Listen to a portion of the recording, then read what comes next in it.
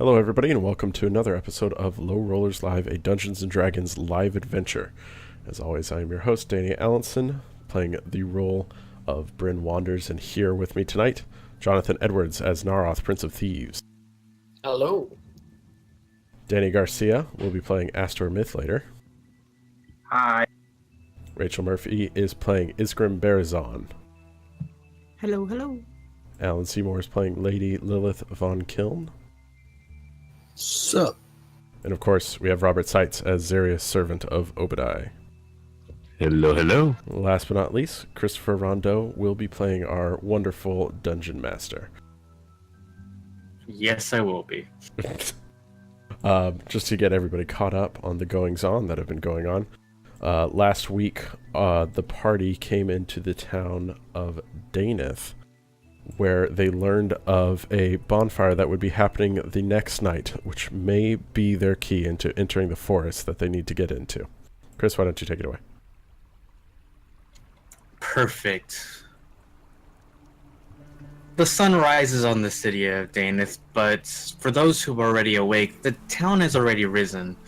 From the inn, the party can hear farmers heading to the farms as they begin their jobs for the day, which begins pretty promptly at sunrise.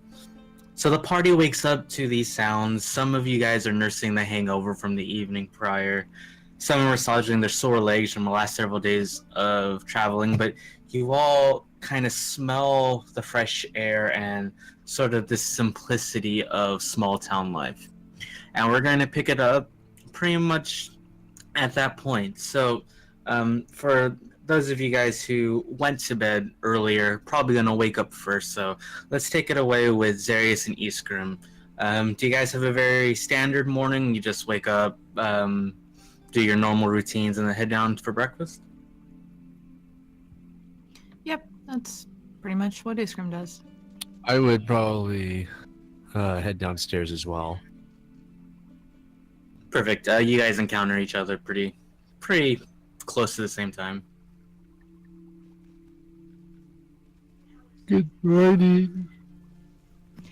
Isgrim nods, kind of grunts. You can tell he's kind of not really a morning person. You ready for today?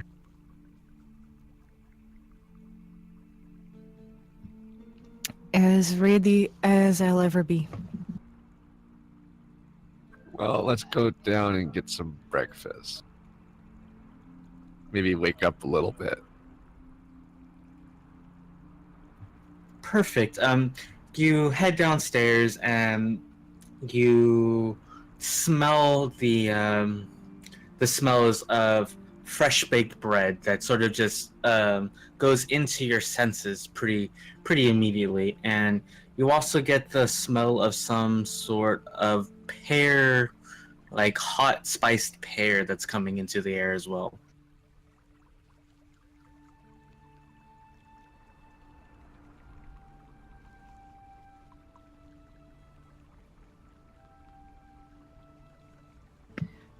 So Isgrim goes ahead and heads to the tavern keep and basically gets his attention.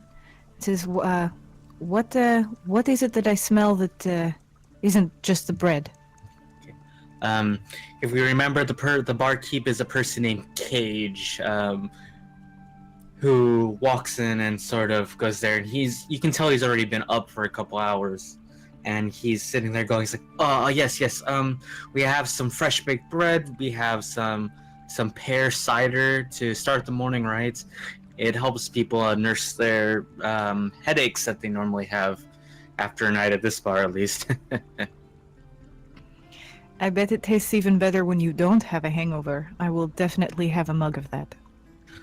Of course. Just give me a moment. I think it'll take a few more minutes to get properly spiced, but I'll get it to you out there as soon as possible. Can I fancy you with some water or some red berry or something like that until it's ready? The red berry juice will be just fine. Of course. I apologize so much. Most people don't come in the morning. They head straight to the farm. So I apologize. My fault. It's okay. I'd like some water if possible. Yes, of course. Let me get you some bread too. Any sort of meats we have available, I'll get you a platter as well. Thank you very much.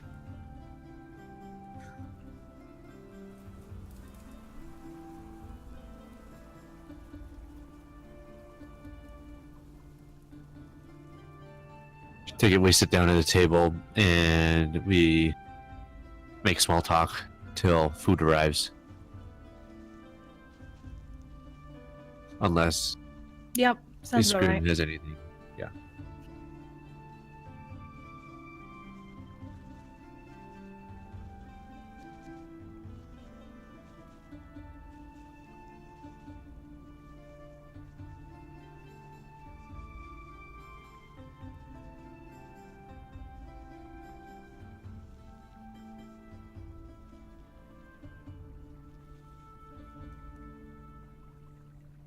Chris, you there?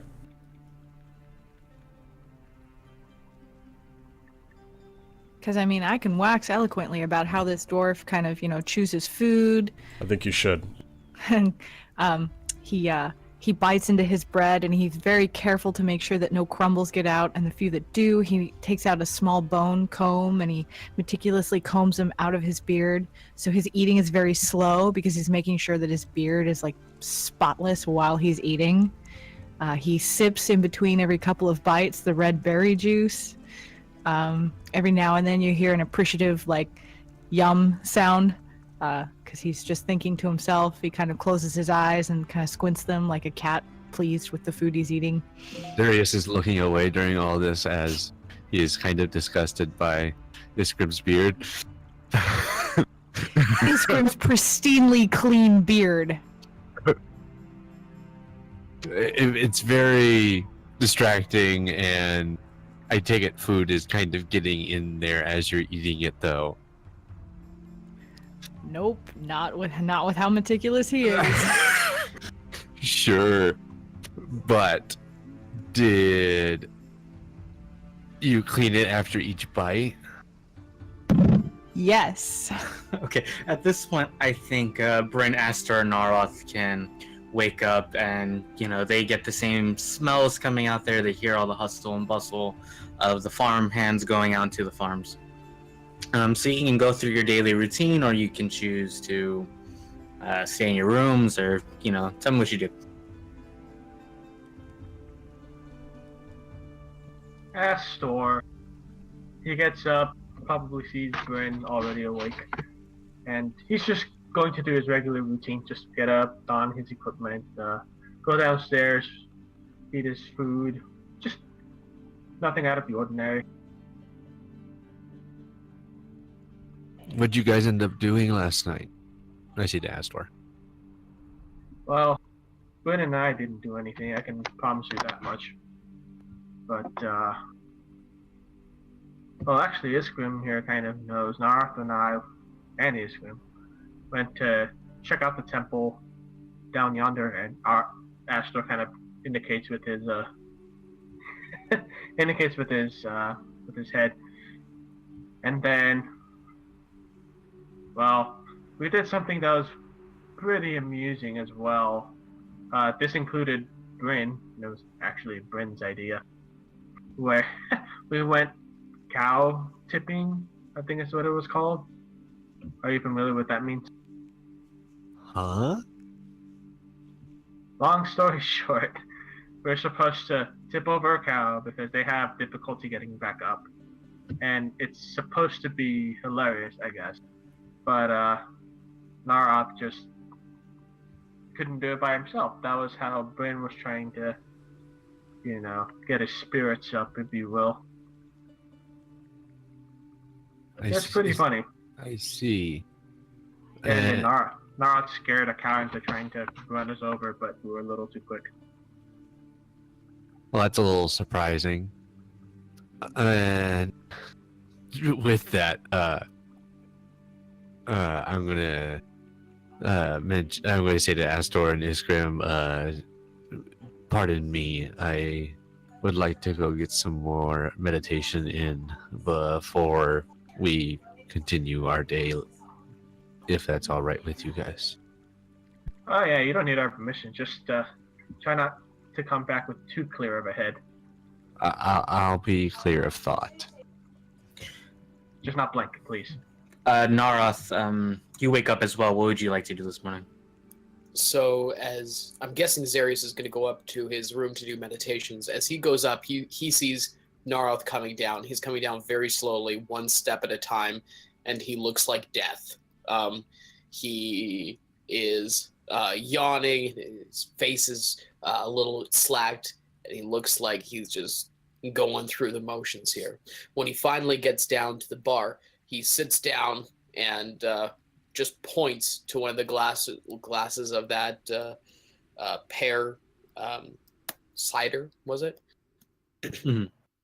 And kind of sits there with a grimace permanently plastered on his face. Cage, who was getting a glass for Iskrim, sees Narroth comes down and immediately grabs another glass, and they pour this hot substance and puts it in front of you, and you smell it, and you get the smell of pear, cinnamon, and various other spices that sort of intoxicate your senses. Perfect. Narroth takes it, drinks it almost all in one gulp, and puts it down, pushes it towards the bar. Ah, that's good. That's good stuff.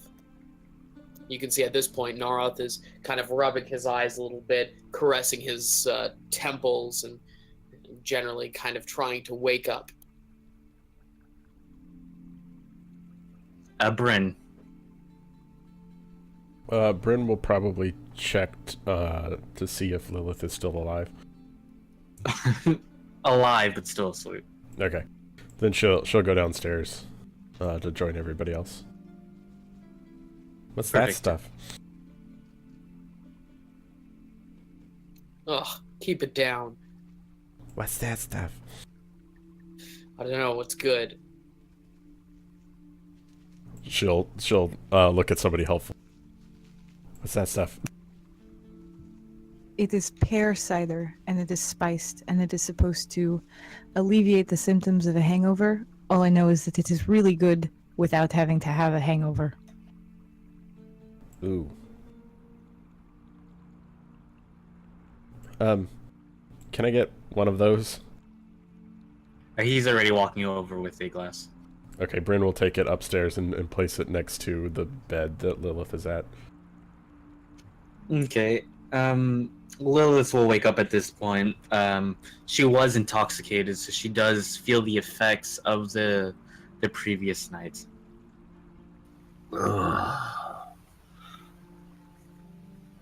What did I do? You drank too much. I haven't done that in a long time. Well, fortunately our barkeep has a remedy for you. She'll hand out the cider. Lilith will take it and up down it in one gulp. I think I need to wash my face. Yep. I'll be down in a few. We'll be waiting for you. And Bryn will go back and join the rest of the party.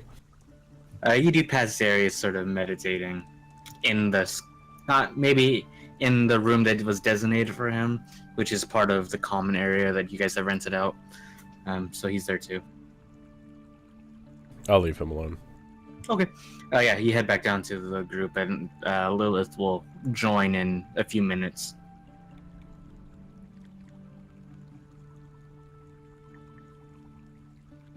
So, what's the plan for today?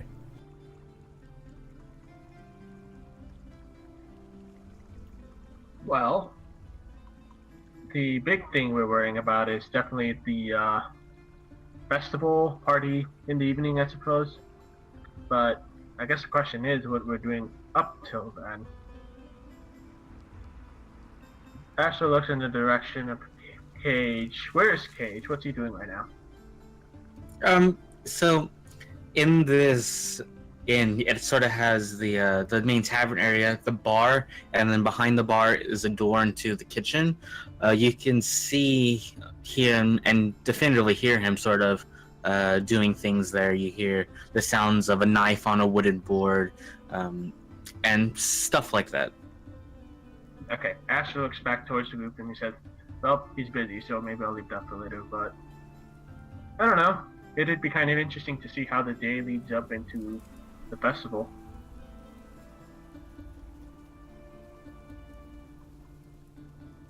Anyone else have any thoughts? I am probably going to find a farm where somebody might need help.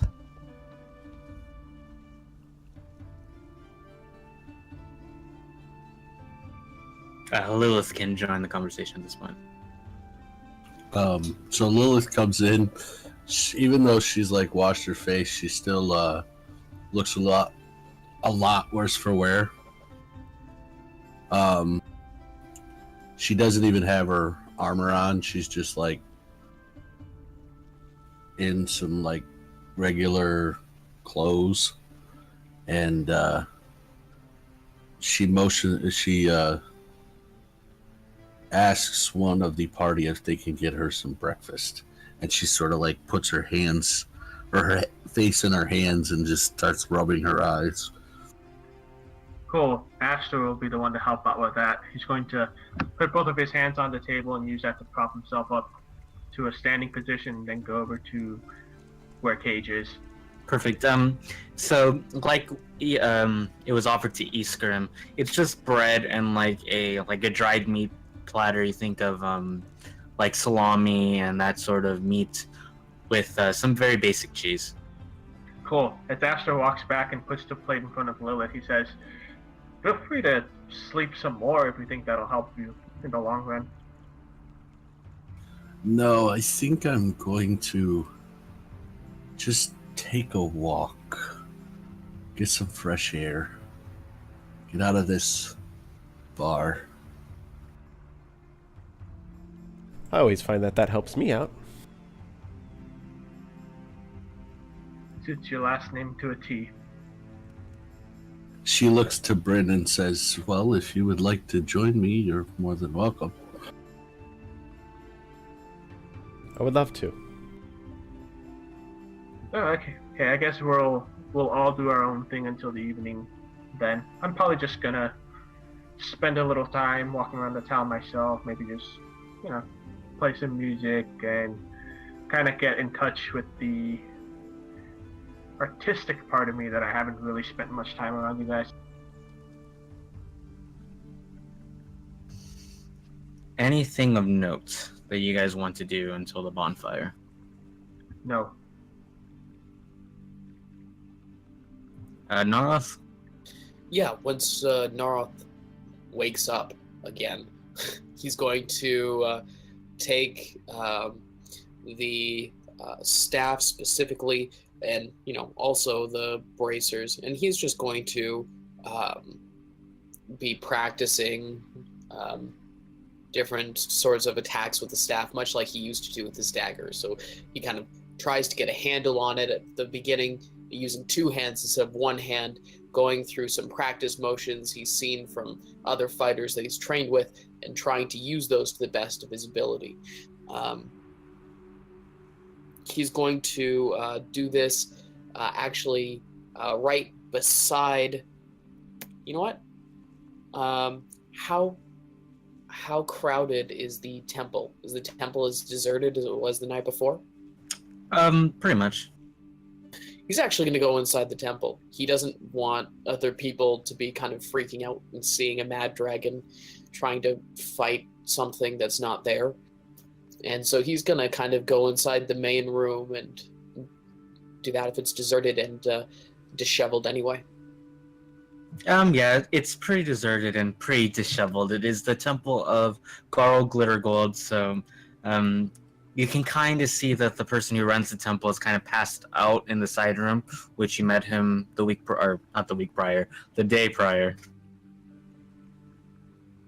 And yeah. So that's what Narroth is going to do. He's kind of going to explore the weapon, and he's going to kind of just practice some basic movements with this new staff to, sort of wake up and get his mind on his tasks currently. Cool. Yeah.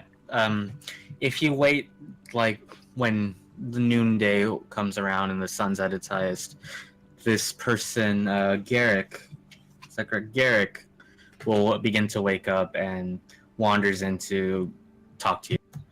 Oh, you're the guy from last night, right? Yeah, him. Narroth nods. Yes, and you are the priest of Glitter.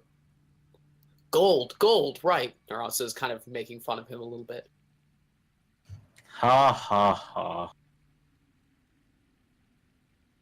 How can I help you today?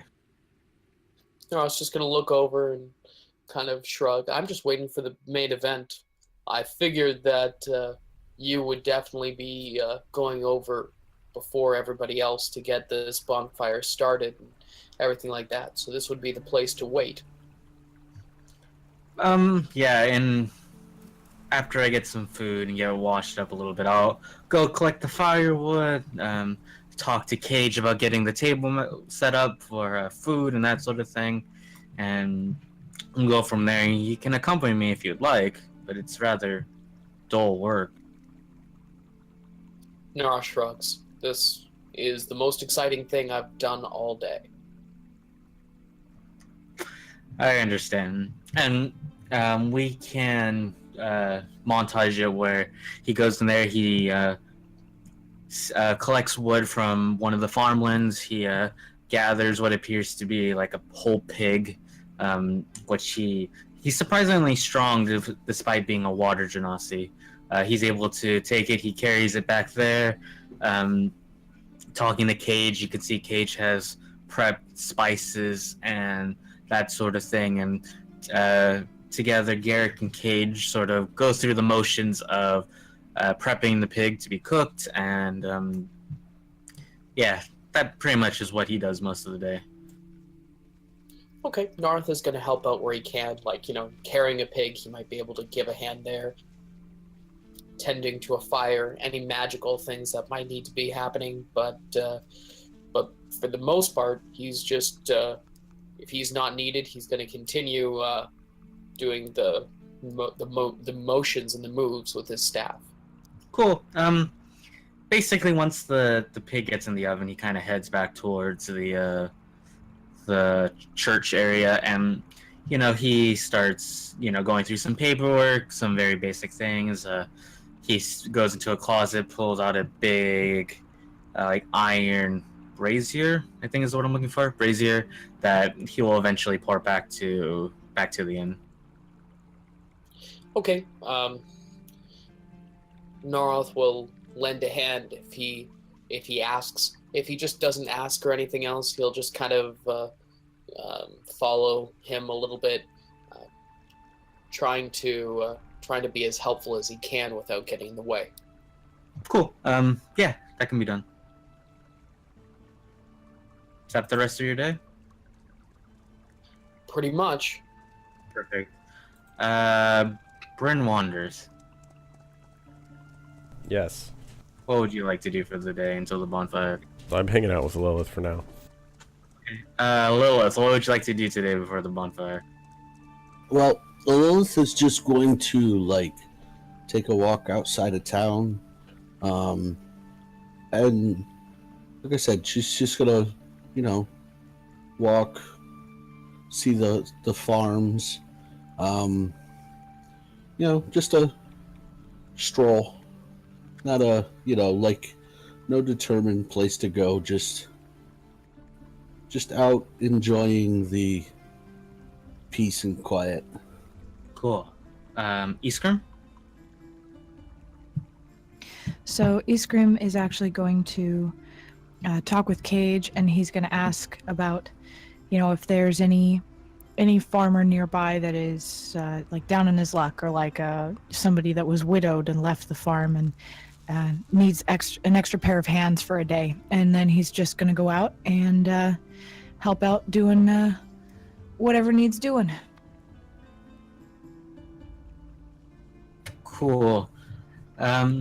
You meet a person named Milgan. He is a dwarf fire genasi, and he has the strength of a dwarf, much like you do, but he doesn't.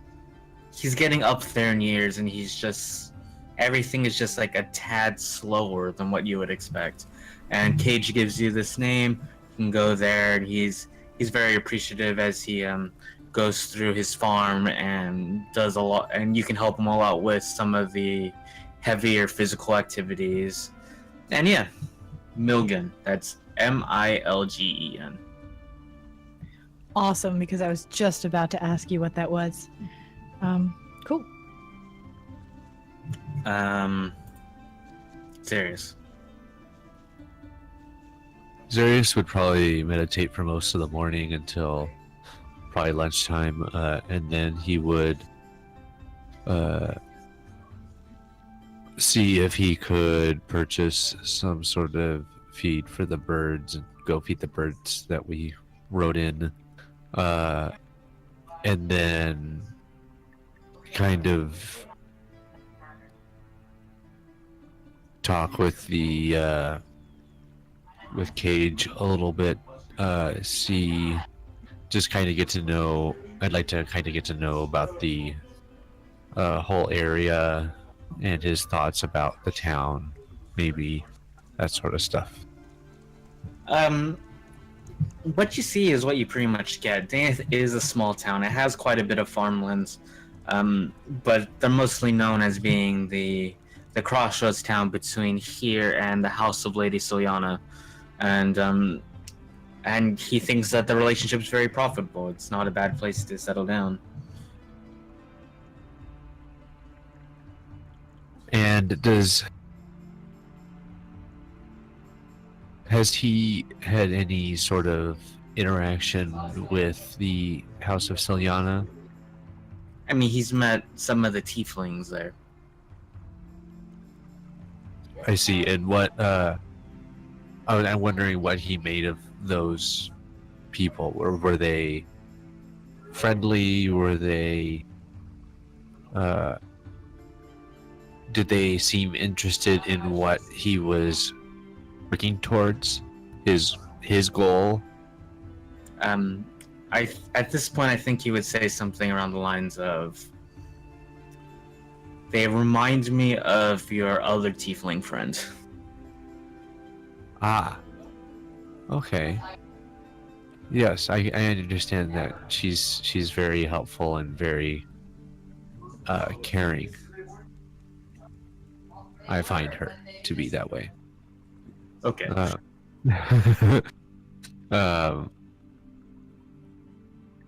And I thank him and I'll probably pay him for said feed the animals and go back to maybe meditating a little while and just kind of cycle through there the rest of the day. Perfect. So you go there, you give the feed to these birds, as well as, I'm sure Iskram would have been there to take care of Butterscotch prior, but you can give Butterscotch a little feed as well.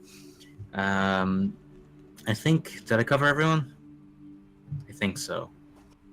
Any other scene you want to have before dusk, basically?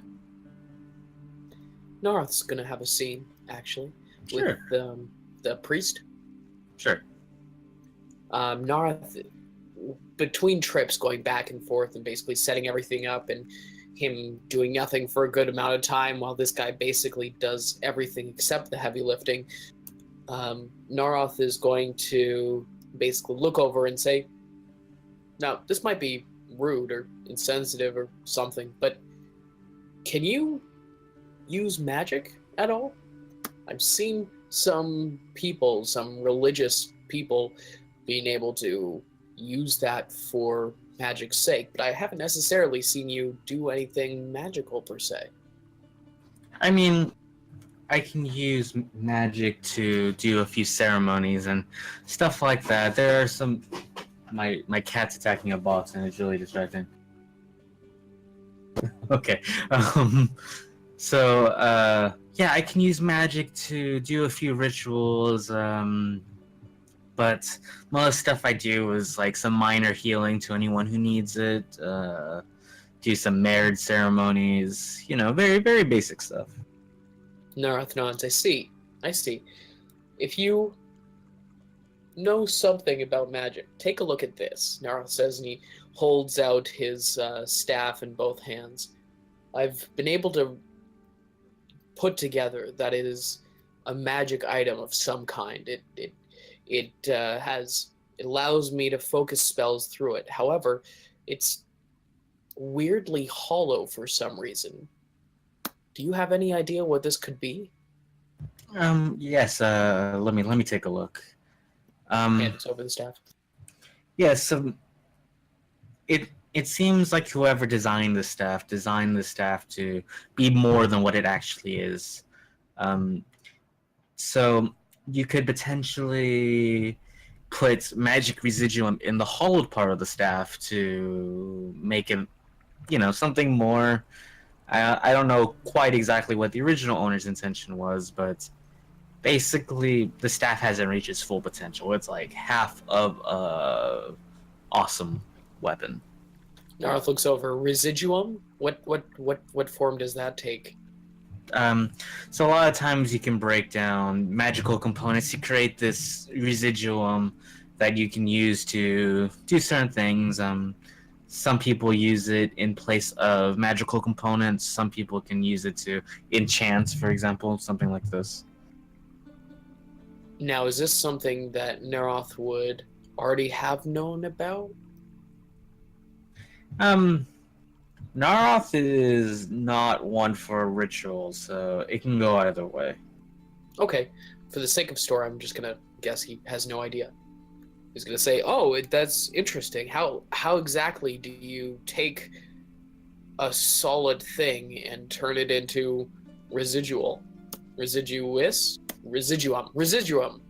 you do that?" Yeah, it's just a matter of breaking down. It's like you have to extract the magic from the item, and the magic sort of leaves a residual. That's why we call it residuum. Narroth kind of nods along, but his eyes are pretty blank.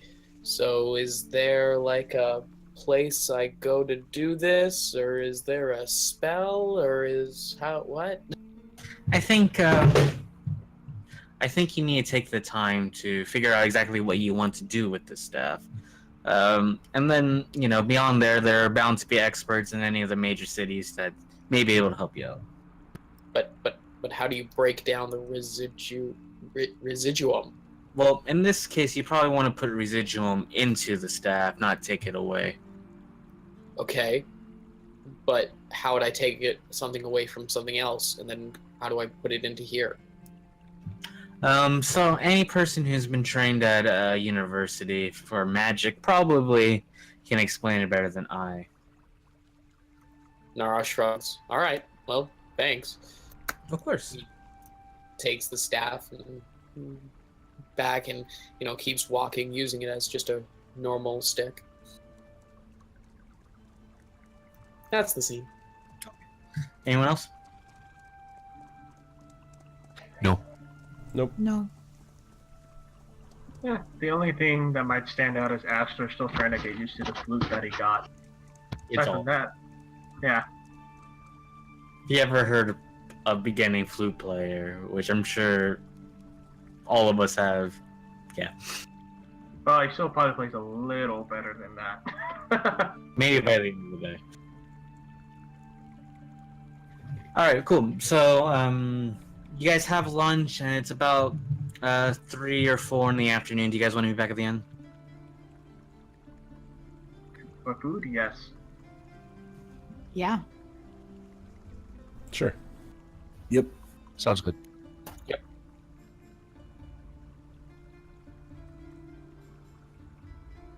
So at this point, Yvette finally wakes up, and as you guys are sort of coming back after spending a full day, you see her get up in her half plate gear, with her cutlass and shield on her belt and back, respectively. She goes, "There's like, Cage, I'm awake. Food." And at this point, everyone can sort of smell the pig being roasted in the back kitchen, smell fruits being cooked in the back as well, and you guys see Yvette walk down the stairs.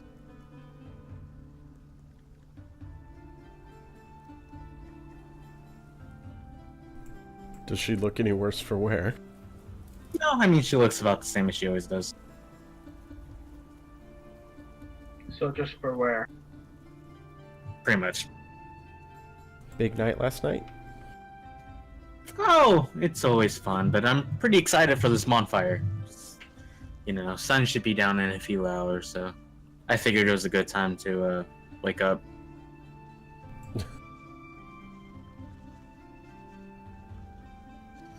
Alright, so have you guys done anything cool today? I mean, are you guys just waiting for the bonfire, or what's going on? Any big plans to get into the forest? Iskrim shakes his head and mutters under his breath, "I have never seen anyone so useless." What was that? Nothing. Anyway, yes. All I did was play music all day. Okay. Zarrius, you must have a plan. You're the big planner guy. Well, I've had the chance to think about it all day, considering I've been meditating for most of the day and spending the time with the animals. I'm not exactly too sure who we should be talking to in terms of trying to get in and making that connection. But we should be probably all going to the festival and seeing what we can figure out based on talking to people and figuring out who to talk to. I feel that Bryn and I might be the best bet due to the fact that we are tieflings and we look more like the rest of them, but not really. I don't think these tieflings will discriminate too much. We'll find out when Okay. we see our half-dragon friend. That's a fair point. So we'll see what happens. Hopefully nothing gets out of hand and we don't have any issues. Why would anything get out of hand? Alcohol.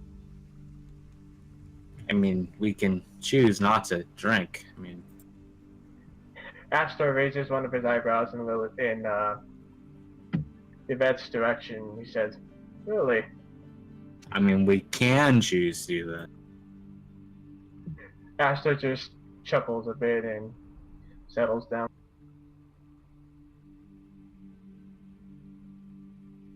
Well, if I'm not mistaken, Lilith was planning on possibly trading, if nothing else. Well, maybe that will work.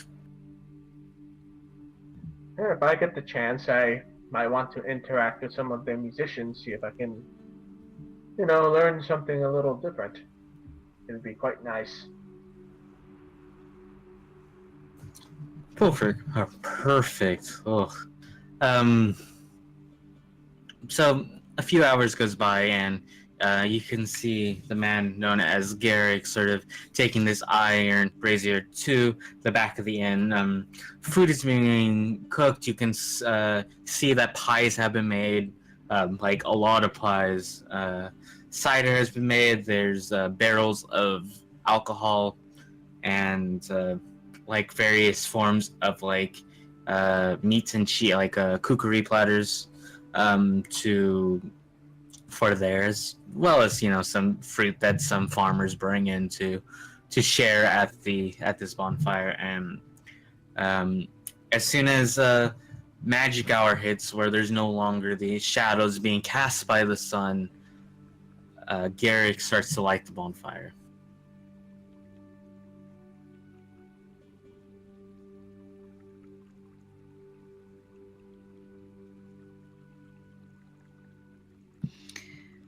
Does Iskrim see the dwarf fire genasi that he helped earlier? Yeah, he will make his appearance over the course of, maybe not immediately, but pretty close to after the bonfire's lit. When he sees him, Iskrim will head over towards him. Iskrim, hi. Thanks for your help today. We appreciate it. I can give you some money for your help today if that's what you need. No, money is not necessary. I was here with nothing to do, so I figured I would lend a hand. I am curious, though. You appear to be of my race, and yet you appear to be of fire. Yes. I mean, not all of the Astors remained in the Cascade Ranges. There was a falling out,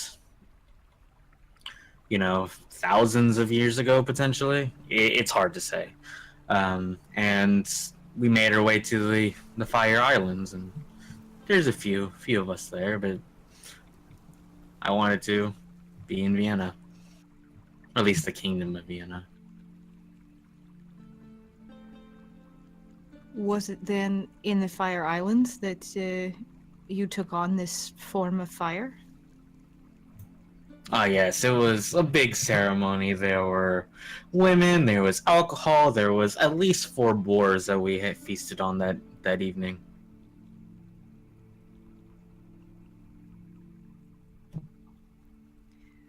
Sounds like a party.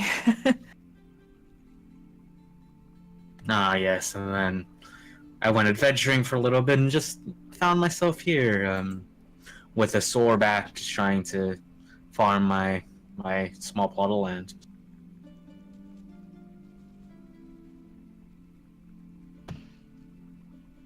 But I bet the adventures were fun.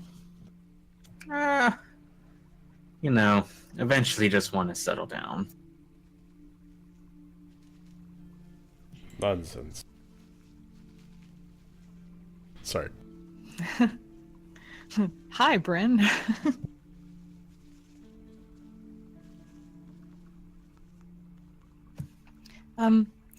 That's really about it. I mean, Iskrim was just kind of curious about the ritual and how they became genasi. Cool. Yeah, he doesn't elaborate on that. You kind of get the sense that it was a very long time ago, and a lot of the details of his youth is probably not remembered with 100% accuracy. Cool. In that cute old man way. Yeah, no worries. And Iskrim is not one to push it. Cool. Anyone want to do anything else immediately? Narroth would probably help get the fire started. Make sure all the major sources of tinder light from the very beginning, so the fire is easier to stay alive. Cool. Yeah, as the night goes on and the fire gets its full set of flames bursting up into the air and the smoke goes up, slowly but surely people start to wander from the forest. We see a group of about 15 or 16 tieflings, blue skin. They seem to be wearing very simple robes of some sort.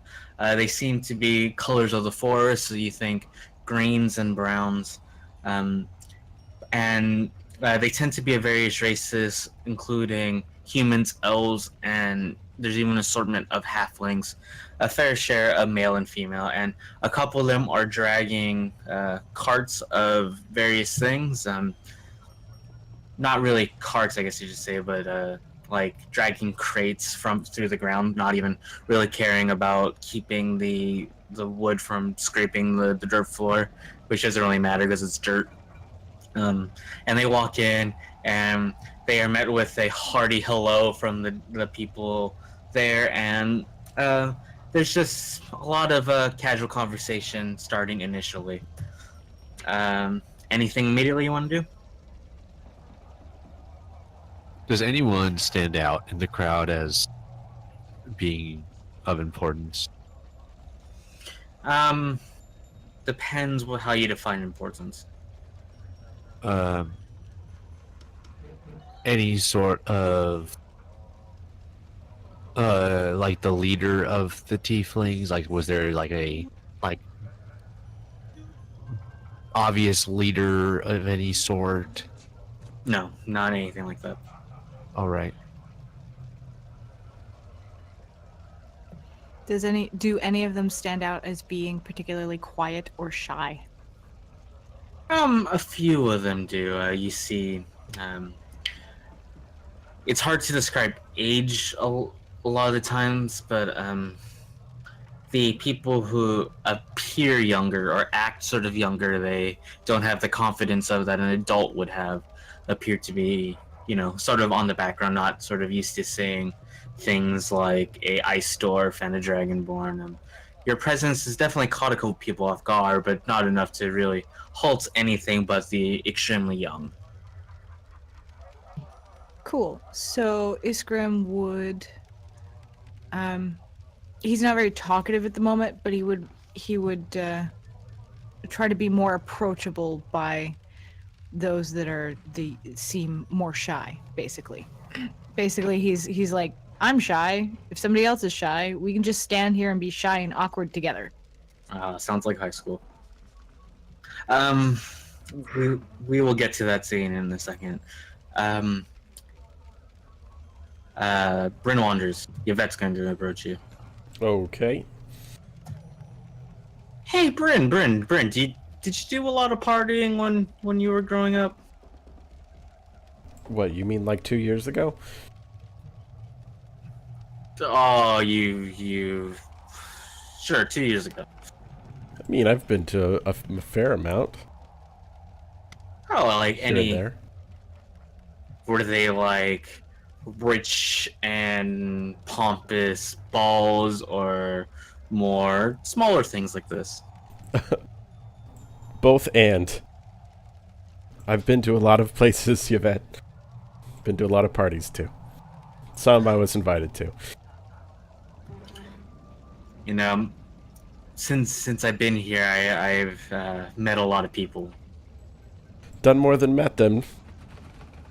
Yeah, I mean, this might be a good time to let loose, take a break from this Wounded King nonsense. You know what? I think I got an idea, and she runs off. Oh, no. Lilith, what do you do? Lilith is just sort of, I guess, looking at some of the goods that the tieflings brought, sort of getting a gauge for what kind of items that they have. They don't have a lot of items. It's mostly items and... Let me rephrase that. They are selling a lot of medicinal, naturey sort of herbs, which I guess could be used for poisons and that sort of thing, depending on how you use it. But not much besides that.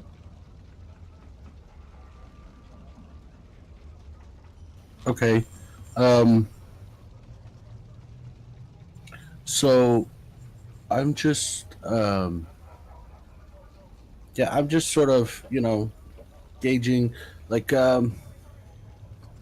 what kind of medicines do they have? I am proficient in medicine.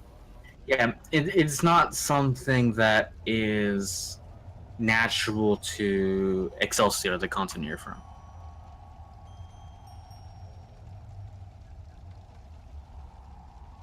So it's not inherently obvious, at least.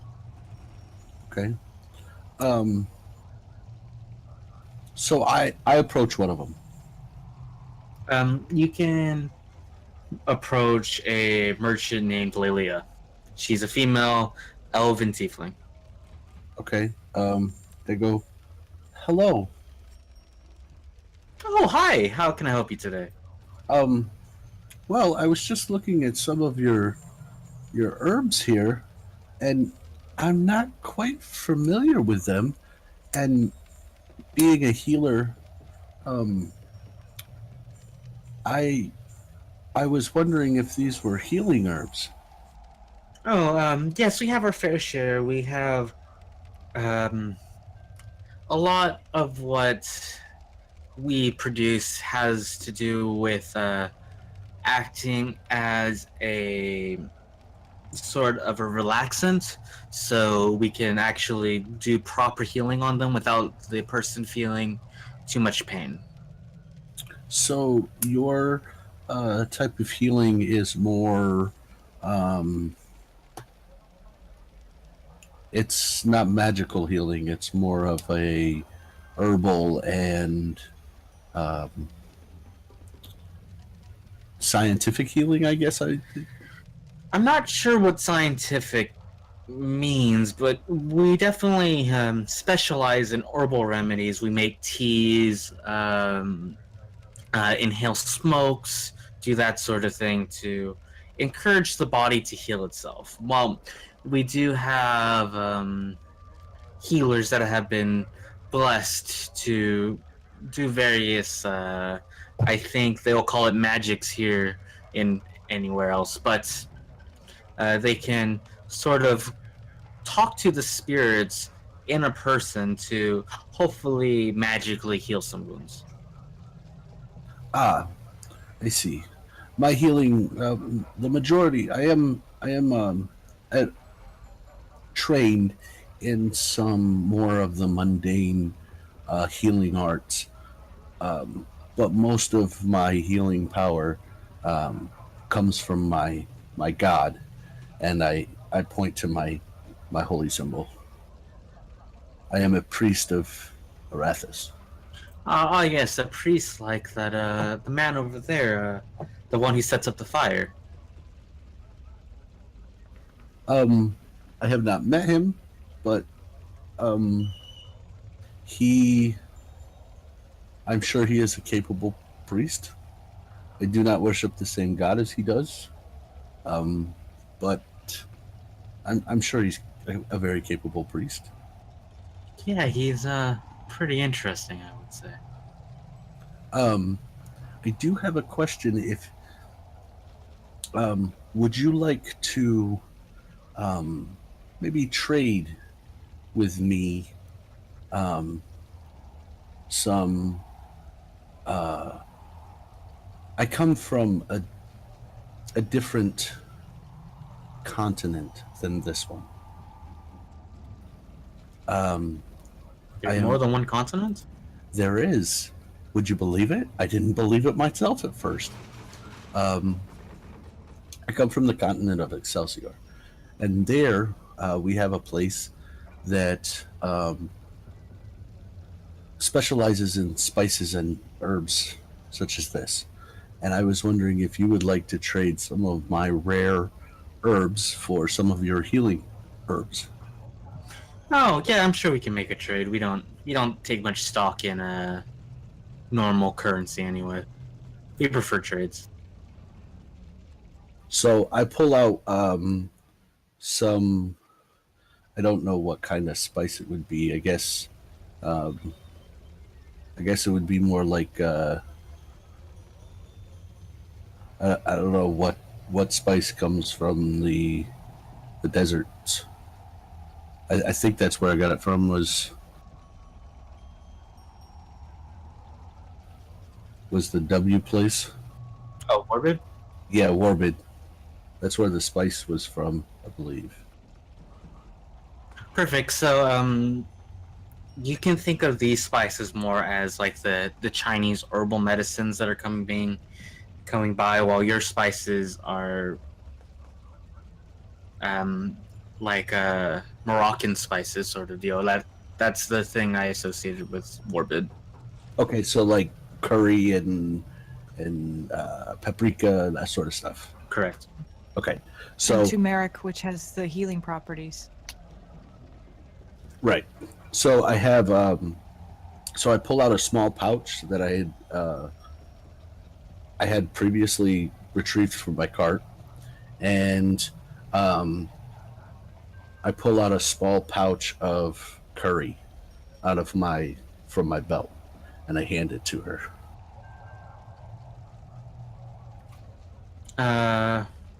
Very interesting. She takes it, smells it, takes a little taste of it, and her eyes kind of go wide. It's like, oh, interesting. We can put this on some food, maybe, or what do you normally use it for? Usually, when I was in the town, the city is called Warbid, where I'm from. It's a desert town.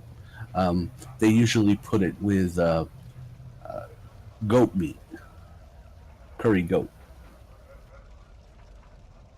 Oh, okay. Sure. Yeah, this sounds like a great trade. We'll be interested to try some of these things. I also pull out some paprika, and I also pull out some turmeric. Cool. So we can just do a unit for unit exchange for this one. Okay. So I guess we'll trade 3 units of spice for 3 of these sort of healing herbs. And I ask, is there somebody that could teach me how to use this? Maybe somebody here? Yeah, let me give you a quick sort of how to do these sort of things to be able to use them effectively. Oh, I would greatly appreciate it.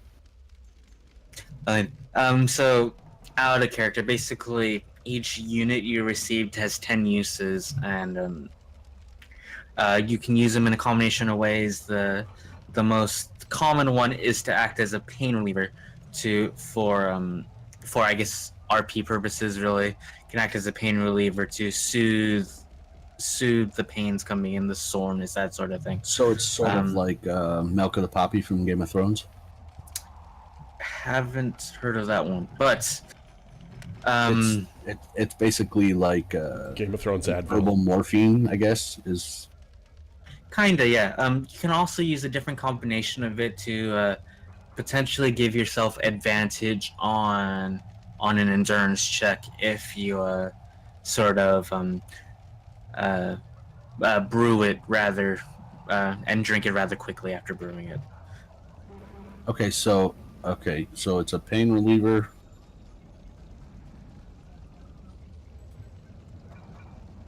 You said advantage on what? Endurance checks.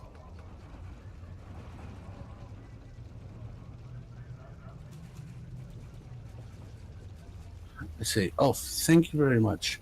One more quick question that I do have. Me and my companions are looking to talk with somebody of importance from your tribe. Is that what it is? Is it a tribe? Oh, yeah. You can call us that.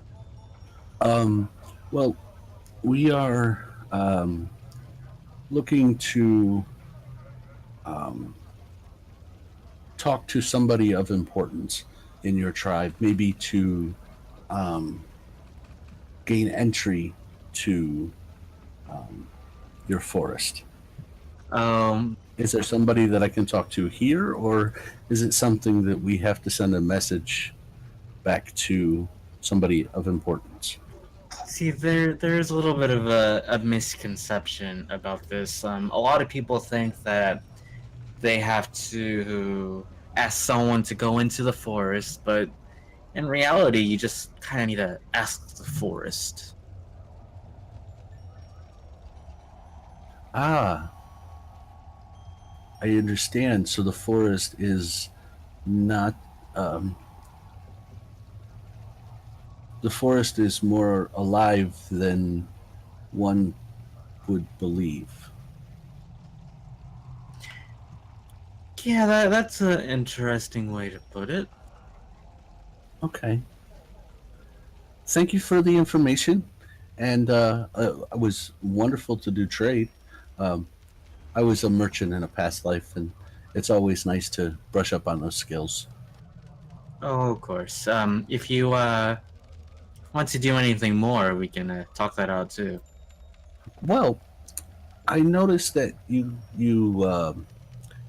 have uses for spices, and obviously I have more of my spice. If anybody would like to trade more things, but being from another country, I have various goods. If you would like to peruse my goods, I'd be more than welcome to um, let anybody who would like to peruse my goods are more than welcome. Oh, of course. Maybe we can set something up. And she kind of looks down slightly. Well, I won't take any more of your time. Thank you. And what was your name again? Lelia. Lelia is my name. Lelia. My name is Lilith. Ah, nice to meet you, Lilith. And I give her a nod, and I make my way back to. I want to find Zarrius. Cool. We're gonna pause that thought for a split second. Let's go to Astor. What is Astor doing? Astor is observing like the people moving around, and he does want to specifically look for anyone who may be a musician or some kind of storyteller. Someone that would be giving or is prepping to give entertainment for the night. Cool. Yeah, it's still fairly early. So no musicians have really set up at this point. A lot of people are basically watching the pay get taken from the Trusty Devil into the brazier, and basically you see Cage and Garrick beginning to slice it up properly and making sure all the food is set up, but it doesn't look like anyone's going to play immediately. But you do notice a couple people who appear to have instruments. Okay. Astor is actually going to approach those people. Cool. You approach two tieflings, male and female, and they are named. Okay, perfect. You can ask them their names, but they walk up and they seem to be have violins that they're carrying. They don't appear to be playing anything quite yet, but you can see that it's there to use eventually. Got it. All right. So once Astor is within earshot, he's going to call out to them, and he's going to say, "Well, hello there. How goes it?" Yes. Hi. I don't think I've. Hi. How are you doing? I'm doing great. My name is Astor, and I'm approaching you two because I see you are carrying musical instruments, and I'm quite interested in hearing the music you are going to perform tonight. In case you can't tell, Astor kind of indicates with his right hand towards the lute on his back. I play a little music myself. Oh, well, that's very cool. Are you gonna play tonight? I hadn't really considered it, but Well, you If an have an opportunity instrument. arises. You bring an instrument around. You have to play tonight. You can't advertise yourself as a musician by carrying an instrument and not play something. well, what you say makes perfect sense. The only thing is I'm not from the area, nor do I plan to stay, but hey, a performance venue is always nice to be in. Well, I mean, you need to get the opportunity to play whenever you can. You gotta hone your skills, master it, and I think everyone would be interested to hear the sounds of your people. You see Astor ponder for a couple of seconds, and then he says, "You do have a point. I do want to hear the two of you or whoever else may be playing first, just because I think it'd only be fair." Oh yes, but we'll start playing after we get some food. That's normally how this goes, and then we play long into the night. Sounds like a plan and a party to me. Is it just the two of you playing tonight, or will there be some other folks? Oh, I'm sure there'll be hand clapping and dancing and tongue clacking and a whole bunch of fun stuff. I just hope everybody here can enjoy the music that I play. I'm not quite sure if it'll be to their tastes or not. Oh, one way to find out. This is true. So any recommendations on food or how to spend time at this festival? It's my first time at this particular one, so I am going in blind. Well, you eat, you play, and you dance. And then at the end of the night, maybe there's something more for you. If it's what I think it is, I'll probably have to decline, but I'll be looking forward to it. To each their own. Well, don't let me keep you. I'm gonna go ahead and walk around for a bit. Maybe I'll look you guys up once I think it's a good time for me to play. Of course. Zarrius, what would you like to do before Lilith approaches you? I was hoping to socialize, maybe walk around.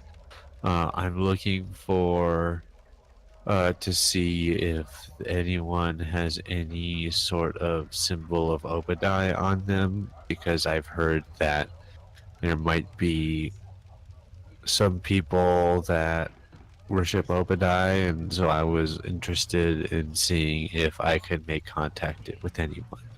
There's no one appears to be holding a symbol right now of Obad-hai. Okay, as I walk around. Correct. Okay. Well, I'd probably be saying hello to people, introducing myself, that sort of thing, as I'm walking around, just looking around at different people. Cool. You want to strike up a conversation, or are you just sort of doing the head nod and hi, how are you doing? You know, basic small talk. Basic small talk. Cool. I think Lilith finds you at this point. All right. Ah, Zarrius. I was looking for you. Oh, you were? Yes. I did a little business and traded a couple things and found out some information. And what would that be? Well, the forest, we don't have to ask permission of the tieflings. We have to ask permission of the forest to get it in the forest, if that makes sense. It seems that it's not the people that live in the forest preventing people from getting in. It's the actual forest itself. I see. And isn't that something that's up your alley? yes, very much so. I am looking forward to interacting with said forest. Just sounds weird saying that, even though I do it often enough. So, I think that now we have a different sort of problem.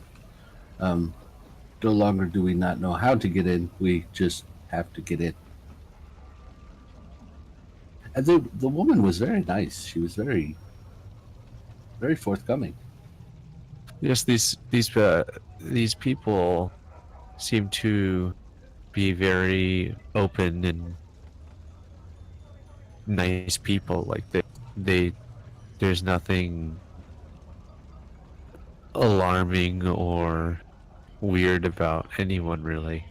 They seem to be very nice people and open to conversation and getting to know others. Yeah, and I found some medicinal herbs that I've never seen before. But I was taught rudimentally how to use them. So yeah, maybe. Well, maybe once we get inside said forest, maybe you might be able to get some better training under your belt as to how to use those. Yeah, according to the Unless woman, you're it's not pretty. interested. No, according to the woman, it was pretty easy. She taught me the basics. I mean, it's mostly used as like a pain reliever, and then the other one, you can, you can brew a tea, and it's supposed to like energy boost sort of thing. Oh, I would obviously benefit from that at times, as I meditate quite a few times a day and tend to get tired during that time a little bit, even though I am moving around quite a bit. But I think we could all benefit from that at certain points of the day. But yeah, anyways. So now that we have sort of solved our problem, why don't we have some fun? What are you thinking? Well, let's get this party started. This might seem a little naive of me, but I don't go to very many of these, and I'm not sure what I am to do. Well, let's put it this way.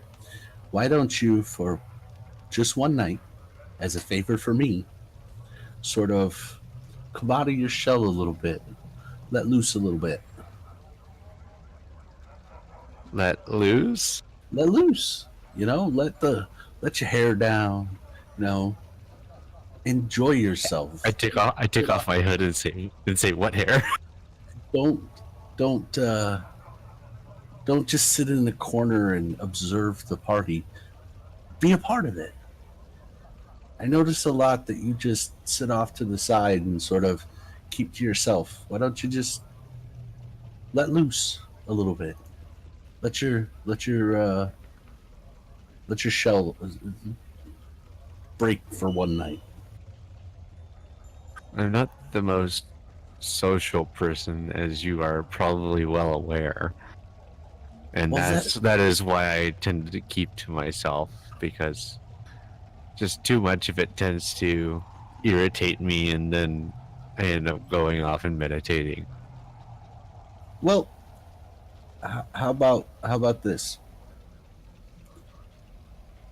Sometime later tonight, when the music starts playing, I'm gonna ask you for a dance.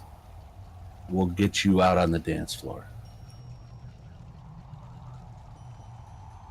Okay. There we go. Just one dance. We're gonna make you a part of this party. And then I turn without saying another word and walk off. Good luck, Seitz. Easker. Eventually, I think you will be approached. We'll put so there is a person who seems to be doing some bartering around there, but seems mostly kind of shy, kind of antsy. And after doing business with Lilith and sort of looking around, sees you, realizing you're just kind of there, maybe eating and drinking, relatively isolated, I would imagine. And she comes and approaches you. He nods and says, "Hello." Hello, you're not going to, there's plenty of people to talk to. I am not the best conversationalist. Oh, sounds like you got the basics started already. He smiles. It seems this night is... it is a good night to enjoy things and to watch and look at others having fun and enjoy myself. How are you faring? Oh, we're probably very similar. I talk to the people of my peers, my tribe, but I don't talk to these settlers very much. They are very lively at these parties, but during the day they work very hard. Yeah. Yeah. Some of them are interesting. Any one of them interesting in particular? Oh, I'm very interested in the priest who runs this sort of bonfire. I think his name is Garrick. He's the one serving food over by the innkeeper over there. Iskrim nods his head. He goes, "Ah, yes, I met him last night. He seems a very nice man." Yeah, but he's always so busy. You know, I think he would not be quite so busy were you to walk up to him and say hello. Well, maybe after the food is being served and the music starts. Maybe.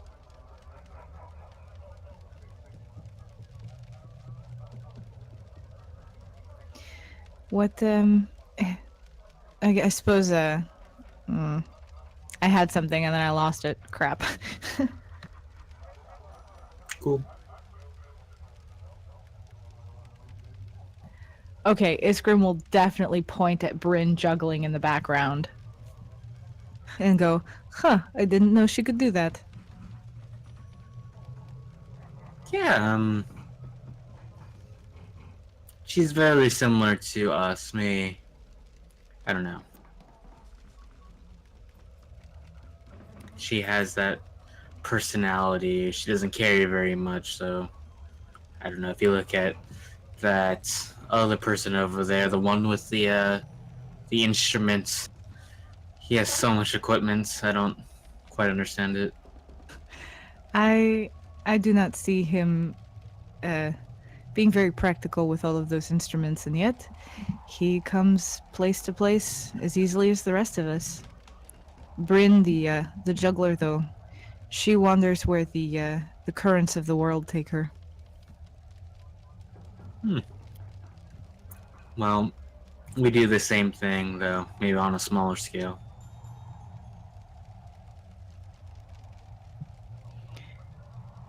Possibly. How large is your forest? Oh, fairly large. I mean, you can take this thing south all the way to the coast. We used to go all the way to the north coast as well, but some of the other people had different ideas for the forest there. Oh, what do you mean? Well, some of the other houses declared that the forest wasn't part of our land anymore, and they begin to take wood, per se. That is unfortunate. Did you fight back any? We protested and we mobilized, but in the end, if we wanted peace, we just ended up signing a treaty. And have they abided by this treaty? Since it was signed, pretty much, the rest of the forest is ours to wander. That is something. Perhaps not the best outcome, but certainly not the worst. Well, we can go to a bloody war, and we're not much of a combatant race anyway. Or people, I guess. Not like House Collins. I have heard some very terrible things about House Collins. I think your people are much better than they. Maybe. But anyway, I think I'm gonna get some food. If you would join me, I would appreciate it. I would love to. Of course. At this moment, I think we will fade to black and take a quick break. All right, everybody, thank you for joining us so far. We will be coming back with some more Low Rollers live, but for now we're going to take a quick 5 to 10 minute break, get ourselves some waters, and come back with more of the story for you soon. So just hold on to that stream, and we will be back in just a few minutes.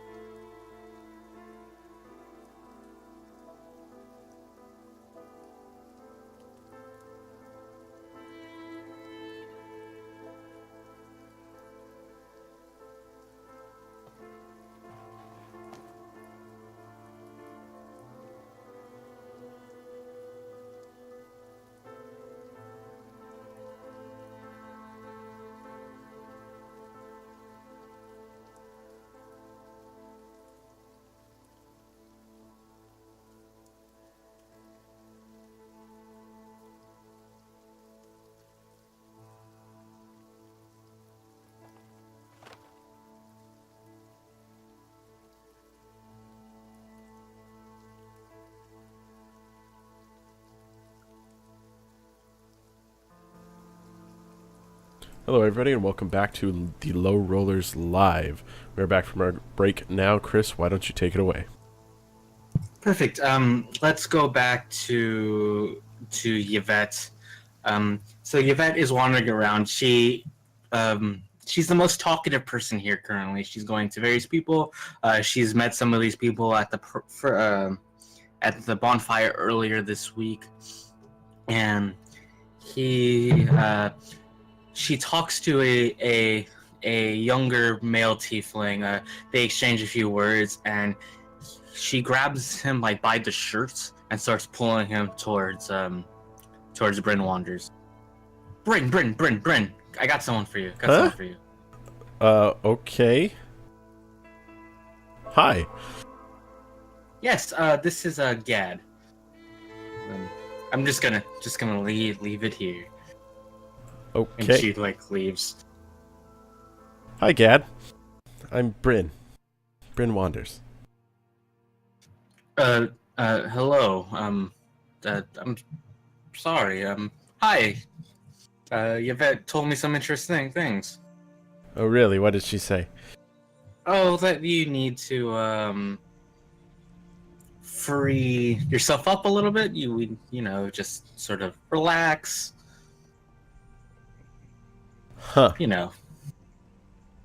So, how's your evening? I mean, it's fine so far. Is everybody here that's coming? Yeah, pretty much. Normally it's just the 15 of us. Sometimes we rotate to different people. It really depends. Okay. And you guys come here often, I suppose? Oh yes, but I don't think I met someone as interesting as you are. Okay.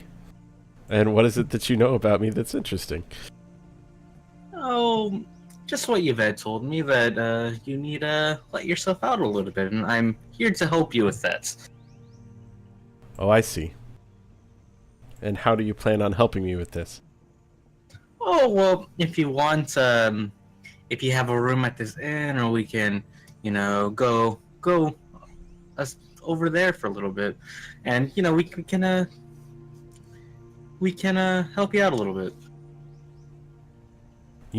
That sounds like a wonderful idea, but I think I need some food first. Why don't you go grab me a plate, and I will join you right over there. Sure, of course. Yes, I'll grab you the best slice, yes, be right back. Bryn is... Okay, go ahead. As he runs off, you see another person who watched the scene just kind of laugh, just like hysterically starts letting out a thing, and after like 3 or 4 seconds, she catches herself. There goes Bryn. Yeah, Bryn is going to... Does Lilith have like a booth set up or anything? After she left Zarrius, she did pull out her cart so that people could peruse. Alright, Bryn is going to walk over to the cart and then just hide and make sure that the Gad just leaves for a moment. Lilith says to Bryn, problems? No. How's the cart going? I don't know yet. We'll find out. Perfect. We'll pause there. Let's go to Iskrim.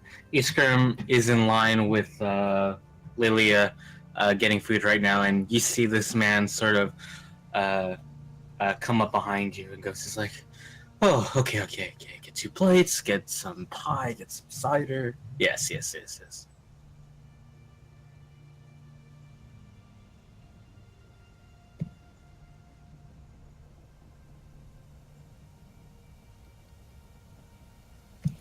Sorry, I was momentarily distracted.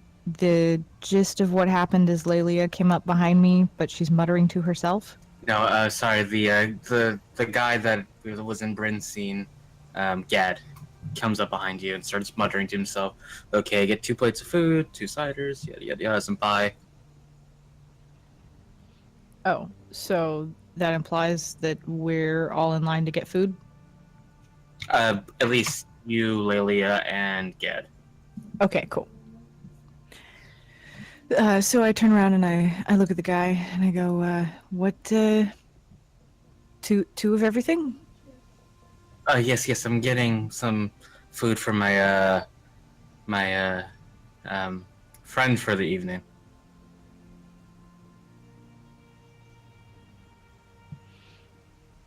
Iskrim kind of straightens a little bit and goes, I see. Well, don't, I don't know. I have nothing to say. Good luck? I don't know. And he turns back around to Lelia. Now, you said the priest is actually serving the food? Okay. Okay. Yeah, so you guys go through the line, and so Cage is doing the primary carving of the pig, and you see got so many names. Garrick actually sort of taking the slices of ham or whatever is being served and putting it on like wooden bowls, and then from there they can go and get various other sides that are available. And as Garrick serves Lelia, there's just this brief moment of sort of pause, and it seems like Garrick, who was, moving rather fast to get the line going, it just seems to be moving slightly slower, and puts the food in a bowl, hands it to Lelia, and then Lelia says thank you and walks off. So before Lelia walks off, as the pause happens, you see Iskrim go behind the table and nudge the guy out of the way and say, here, I can serve this better than you. Go off and take a break. You need one. And then I make 2 bowls for the guy behind me, and I put less meat in one bowl and more meat in the other. And when I give them to him, I say, this one, the one with less meat, is for you. And then the one with more meat, this one is for whoever you're trying to woo. Gad leaves for a second, and Cage turns. He's like, "Do you normally just work all day?" What else is there to do? Enjoy the party, but it's fine. I'm glad you're here. I look pointedly at Cage and go, do you work all day as well? I mean, yes, but I get paid for it. I'm paid in seeing the proficiency of my hands. To each their own. All right, let's get the rest of the people served. And he starts going back to carving, and the line starts to diminish. Lilith. So, like I said, I set up my cart as Bryn is hiding behind the cart. Without looking at her, I sort of say, so is there a particular someone that you don't want to see you? I think as you say that, there's a woman coming towards the cart. I go, hello, can I help you? Hi, my name is Jubilation. I'm looking for a red-skinned tiefling that passed around here.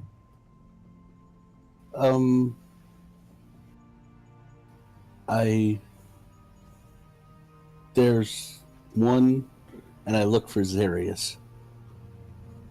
Do I see him? Probably. I go, there's one right over there. I'm looking for a woman. One of my acquaintances did something really offensive. I just want to make sure she's okay.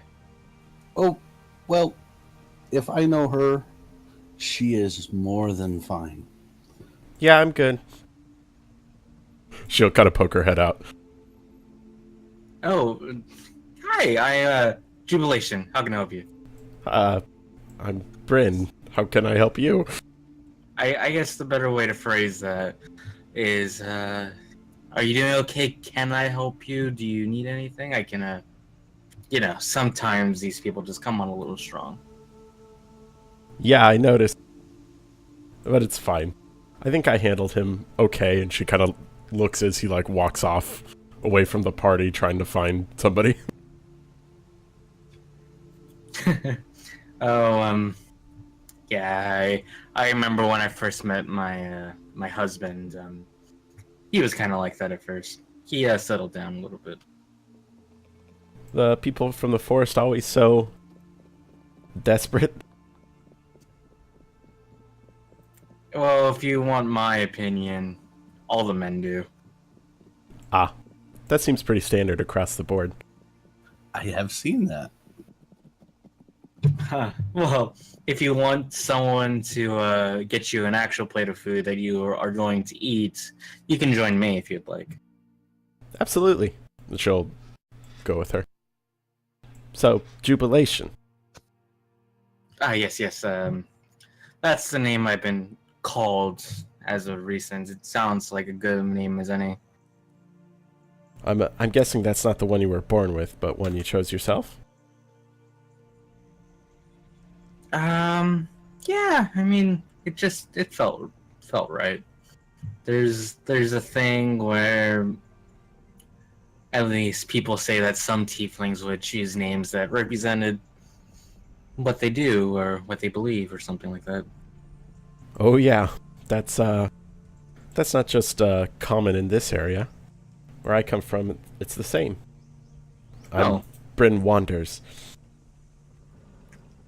Do a lot of traveling? Oh yeah.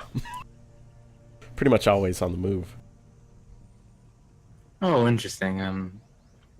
At this point, you guys can continue your small talk, and I think we'll move away from the scene. All right. Let's see what Astor's doing. At this point, food has been finished, and we start seeing music coming from the two musicians. A lot. This is gonna sound interesting. So a lot of what they're playing very fast music, and it's generally in three parts. One of them would play one part, the other one would play another part, and the third person will do like some vocalizations or tongue clacking or stuff to that extent. It is very consistent rhythm. So think of dance music, for lack of a better way to put it. Very duple meter, and it seems like every time they start a musical theme, it's always slightly different than the one that they had before. So while the rhythm is consistent, the musical theme would not always end up on a downbeat, and there's a lot of syncopation in it as well. So that's kind of the feel you get. Sorry, that's my one. Okay. So that's the sense you get from the musicians. Cool.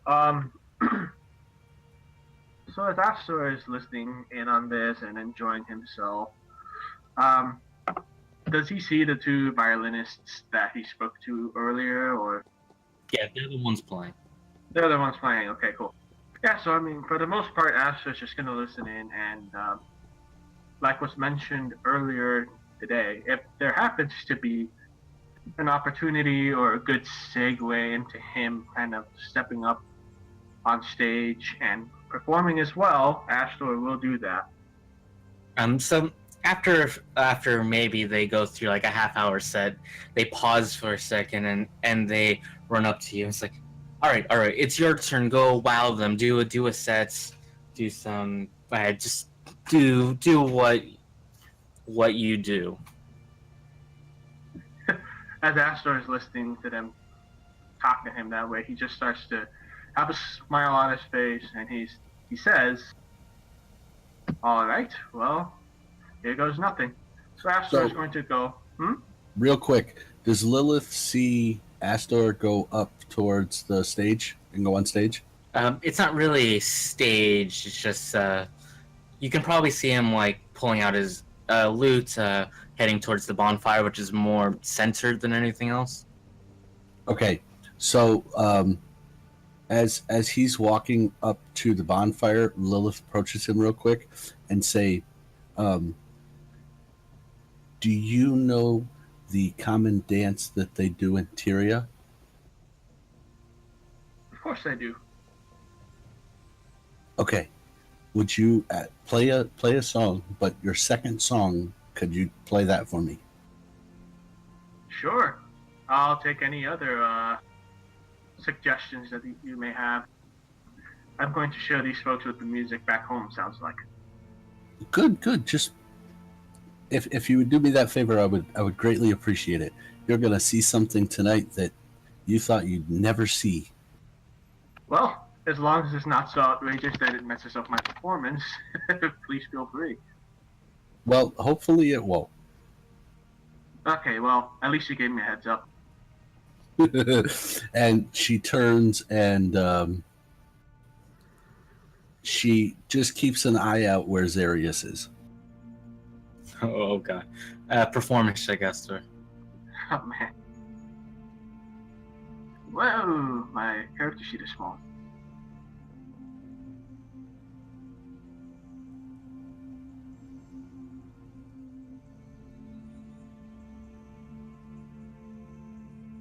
It is not working the way I want it to. Well, as you're trying to get it to work, why don't you describe what you're going to try to do? Wait.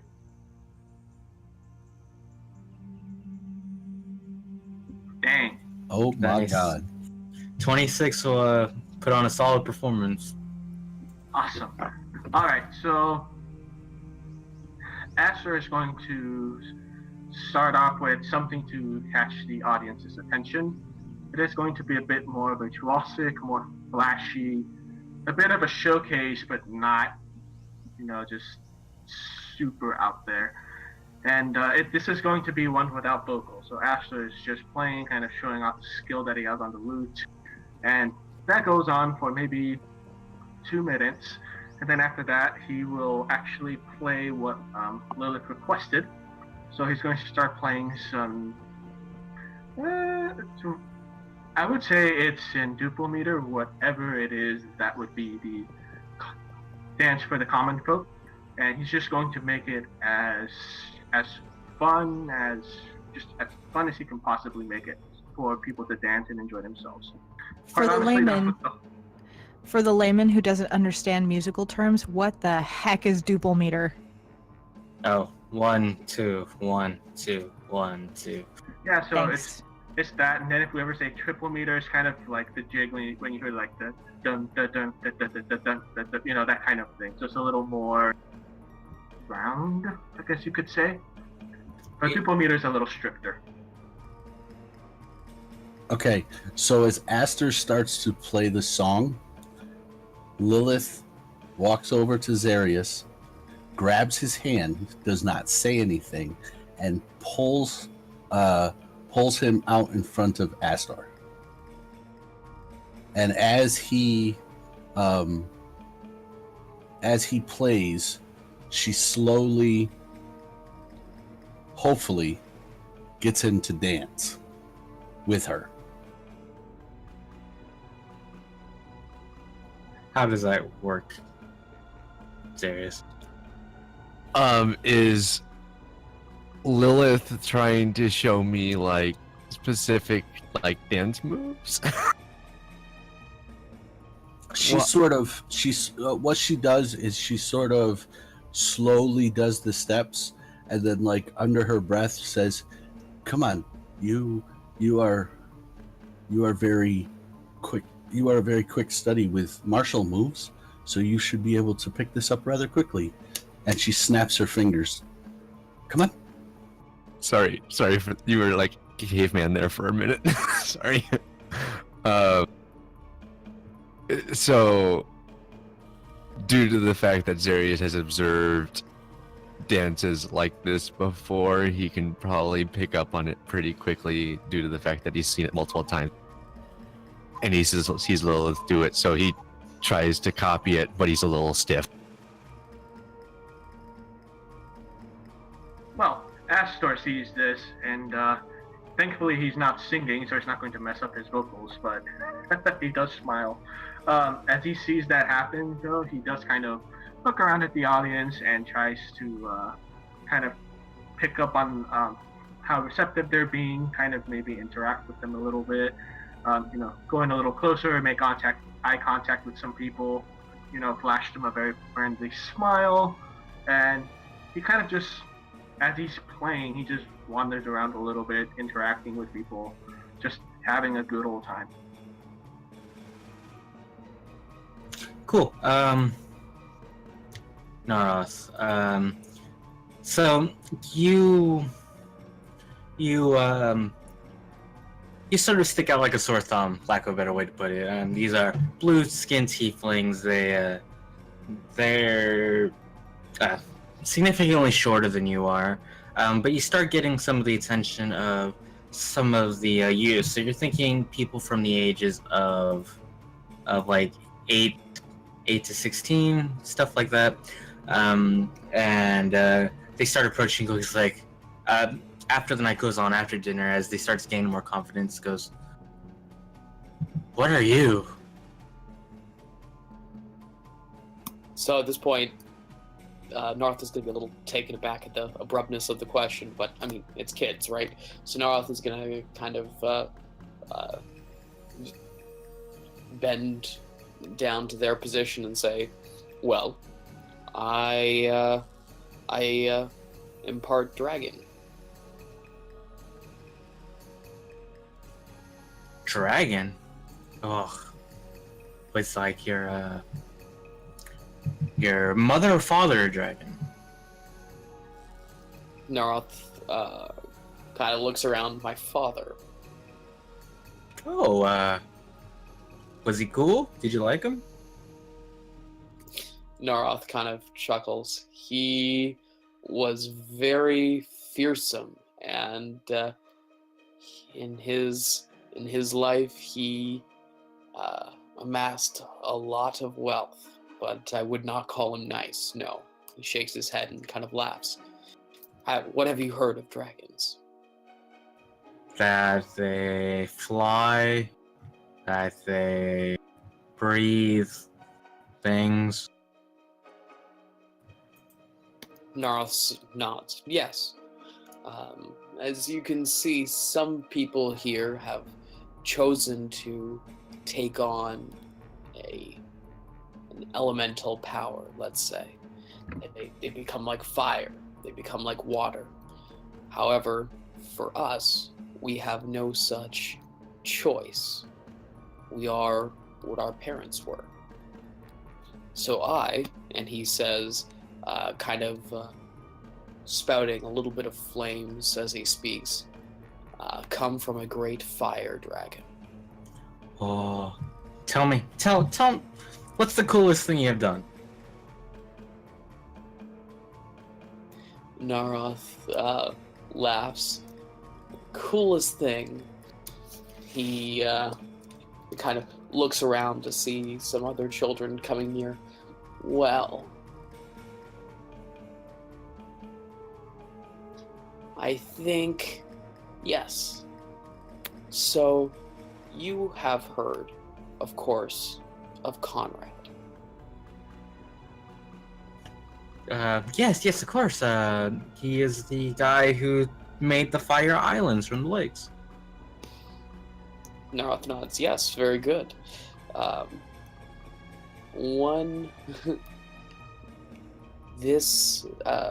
last festival of returning lights, Conrad returned to the world. However, he was not content to just be seen and be talked to. He had grown restless. So he had come to the lake and wanted a challenge from one of the warriors there this year.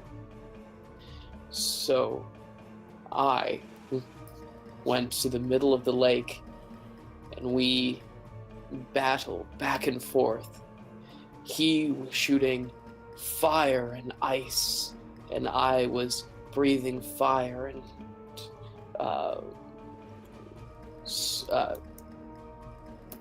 had my magics go wild.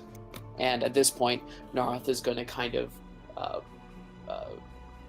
poof his hand up, and you can see a shower of sparks fly out from the fire behind him.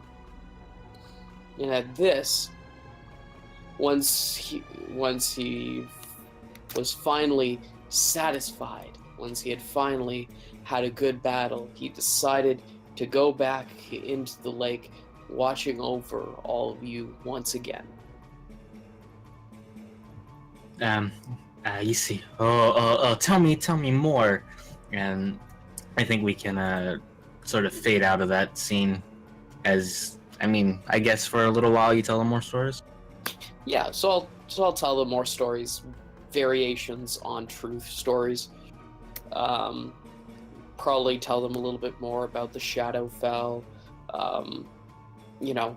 Leaving out the part where, I went and killed my father. And throughout this time, I'll use slight hints of magic to change the color of the fire, have sparks fly out, or even have it change shape. Cool. We'll leave you there for a little bit.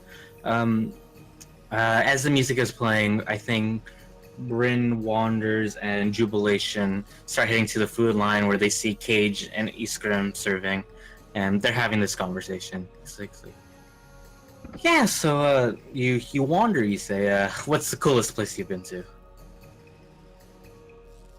Well, there was this one town that I went to. It was kind of a river town of sorts. They had a summer solstice festival. And this festival the whole city was involved. They had these massive statues of these dragons all throughout the city that they kept up for a week or so and did this amazing show with them. I didn't really stay too long, but that was probably the most memorable event that I've seen. Oh, that's very cool. Must be nice to travel. Sometimes you get, locked up with with other people. From everything that I've been told about the tieflings of the forest, it seems like your people travel a lot too. Is that not the case? Yeah, we don't really get anchored down per se. But yet, you don't have the freedom? Why is that? I mean, I'm still pretty devout to my husband, though. It's a little looser than I think what people of Vienna think about. Looser? Yeah, for example, I am one of 2 wives that my husband has. Oh. And there's always freedom within the marriage. Interesting. At this point, I think they can get the food at that point and see Iskrim, and Iskrim can observe them having this conversation about husbands, I guess. That's normal for you? Yeah, it's pretty normal. Is it not for you guys? I mean, typically... Hi, Iskrim. He nods cheerfully. I mean, typically, where I come from, it's one and done. Not a bad thing. But where's the fun in that?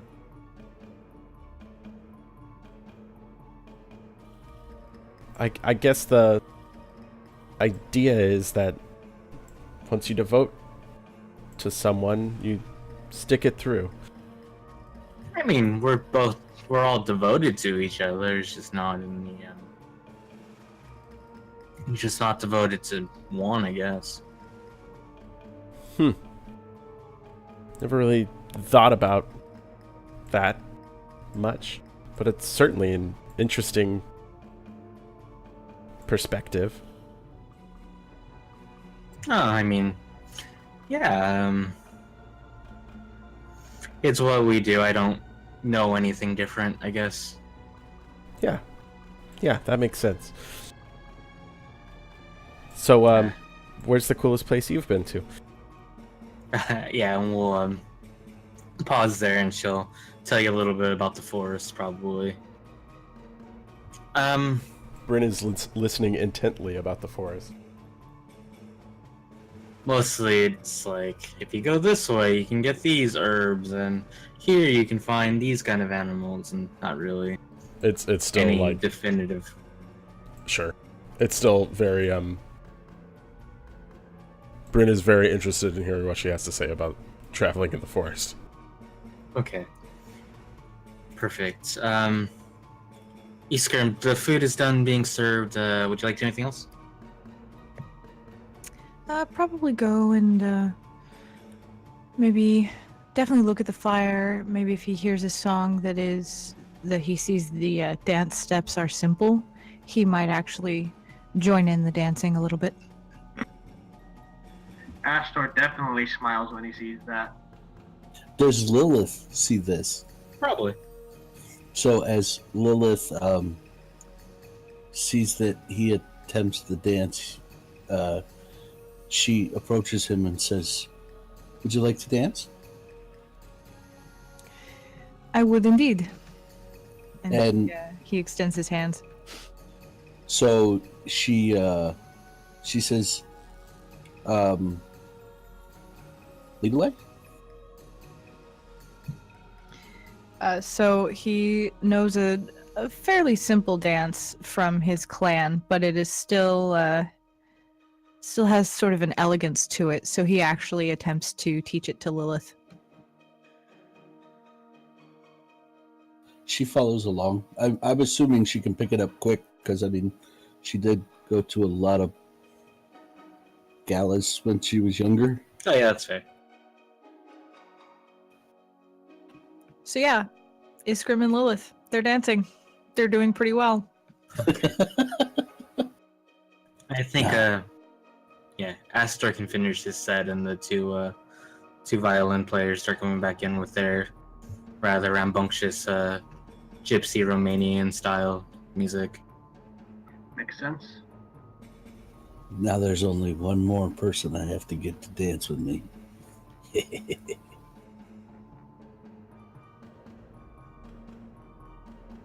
Iskrim does look around to see if he can spot Garrick and Lelia. Sorry, who? The priest and the tiefling from the forest. Oh yeah. So they're out. They are out. Maybe not very far out, but they're definitely on the outskirts of the party. Yeah, probably where Lelia set up her, sort of her barrel that had a lot of the medicinal herbs. Okay. He just kind of wanted to glance and make sure they were, nothing had erupted or, Cool. nobody got slapped. You also see Bryn and Jubilation dancing. Cool. And so, party's heating up. Now we have Bryn dancing on the floor. Zarrius, what are you gonna do? Once I'm done with dancing with Lilith, I would probably go and stand in the corner and be like, what the heck just went on? What just happened? Contemplate life. Perfect. Yeah, that's what I'm thinking he would probably do. at that point in time.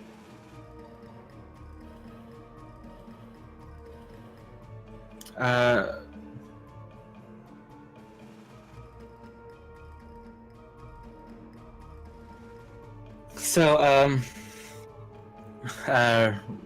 Iskrim and Lilith, I believe, and Zarrius too, I guess, will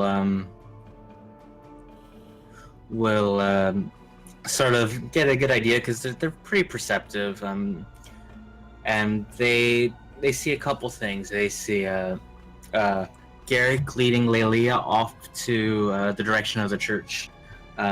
We see Cage sort of trying to collect a bunch of these plates and putting them in the corner. But they see Bryn and Jubilation. Jubilation goes in for a kiss to Bryn. And after that, you notice that they both start leaving, heading off to the forest. Bow, chicka, bow, bow. Is that two? Sorry? Is that two? That's yeah. I had to. I'm sorry. I could not do that. Yeah, but the party starts to wind down at this point. Anything else you guys want to do? Maybe the last scene of the evening? I would probably actually join Narroth if he was still telling tales to the children. What do you think? Lilith is going to go to her cart, and she's going to pull a small bottle of the liquor from Zhangzhou, and she's going to go over and sit next to Narroth, and she's going to hand him the bottle and say, "For old time's sake."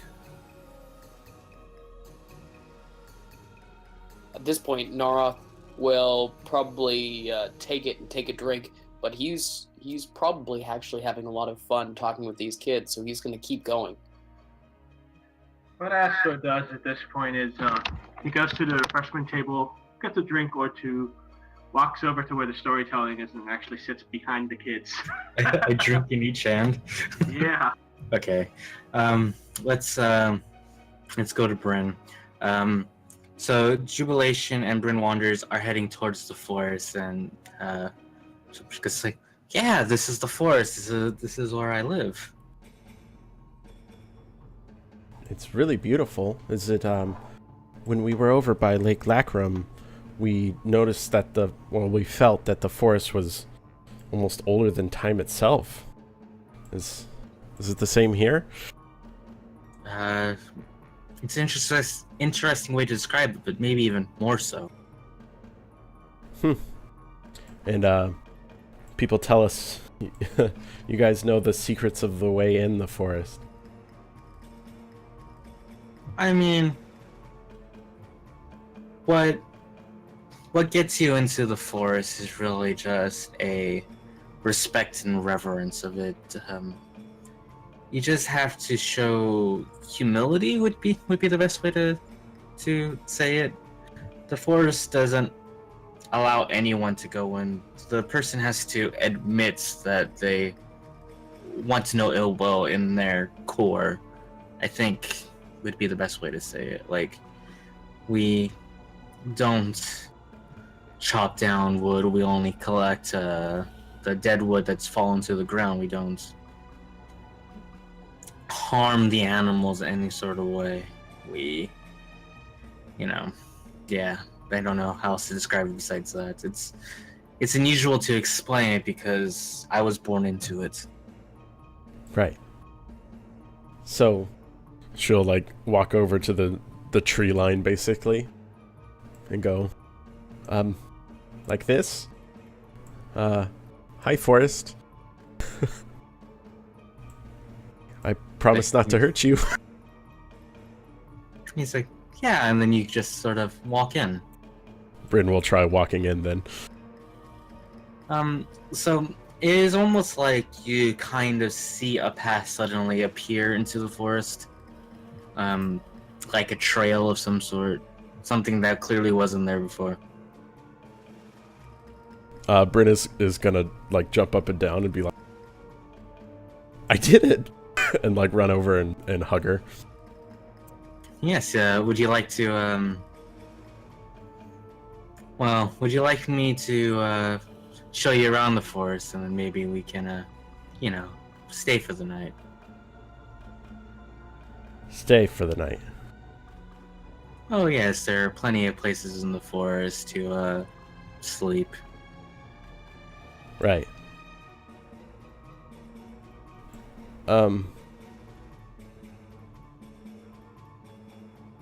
And Bryn kind of like will look down at her hands now and kind of be like fiddling with them a little bit, standing basically at the edge of the forest. I'm not really here for that. Oh, I'm sorry. I didn't mean to, I'm No, sorry. It's okay. I had a good time tonight, believe me. And I wish I could, but it's not just it's not just what I have to do, but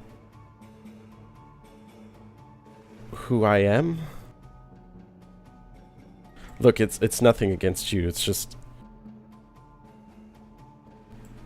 I'm not sure that I can live or be with someone knowing that they have someone else. I'd prefer it if the person I'm with, if she's belongs to me and I belong to her.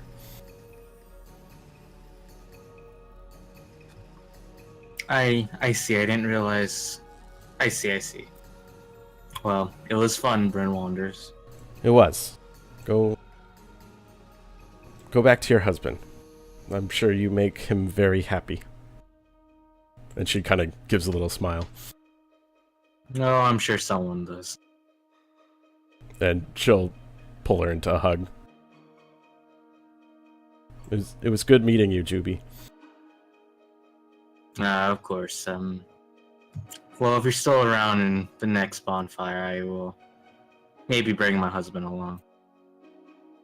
I'd like to meet him. He's a lucky man.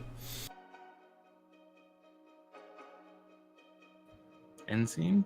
Yeah, Bryn will just go ahead and walk back to the inn. Well, no, she'll walk on the edge of the forest, basically. Perfect. So the night goes on, and it starts, you know, it's well past midnight at this point, and the fire is still going, though starting to, no additional wood is being added, so slowly, you know, starting to dim, and you guys hear a loud roar, almost, which immediately people think it's Narroth imitating some part of his story, which has happened a few times, but it's actually much louder than what anything Narroth has done so far.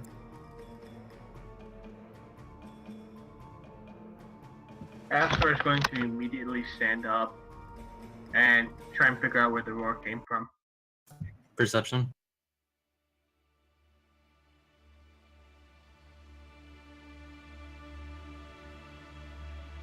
Wow. Yeah, you see a shadow of something flying up in the air. Astor goes, "Hey, think it came from over there," and he points over in the direction of the shadow that he sees. Perception, everyone?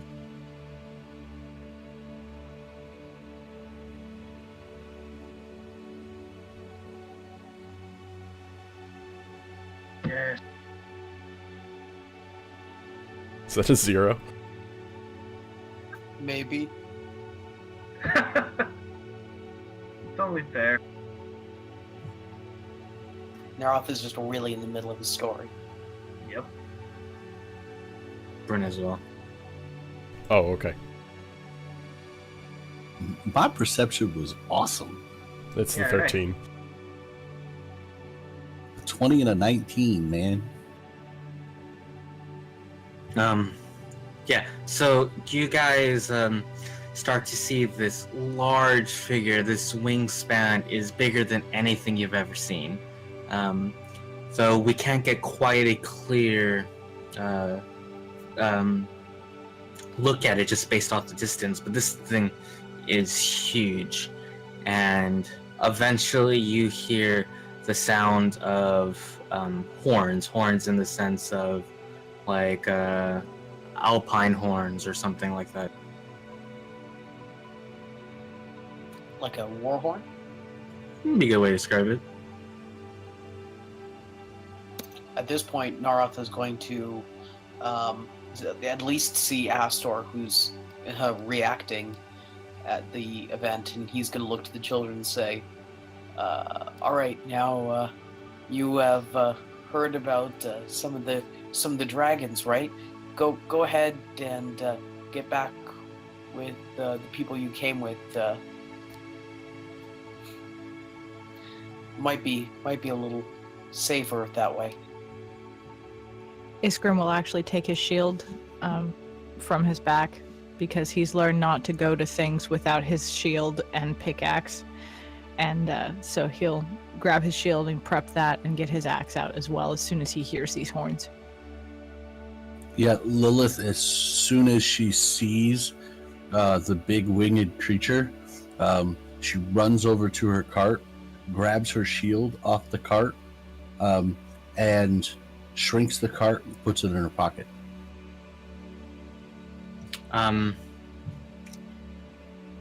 Anything else? I think at this point Bryn Wanderers can hear the horns as well. Okay. Narroth is definitely going to turn one of his rings he has on his finger. At this point, where do we see the shadow going? How is it behaving? Cool. It's going west and starting to head east. It came from the east and it's heading west. Towards us or away from us? Towards you. Okay, so Lilith turns to Zarrius and Astor and says, help me get the people away from here to get into cover. And she starts shouting, everybody, I need you to remain calm, but we must end the party, and you need to get to your homes. At this point, people who have dark vision will start to see short, 4 foot, 4.5 foot figures start to go in there. They're big, they're bulky, and they're running towards you guys. Okay, just as a reaction, how many of them are there running Dark towards- vision? I've got it. How many are there? I also have it. Both tieflings have it as well. 7. Oh god. So for those of you who can see it, they are ice dwarves. They appear to have a 6 javelins on their back, a spear, and a shield, and they seem to be running with the intent of war.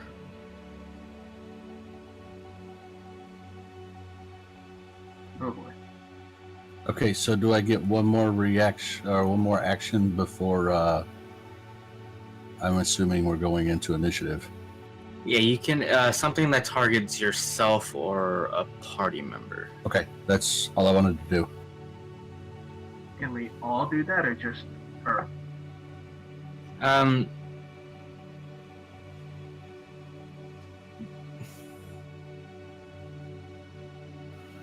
To the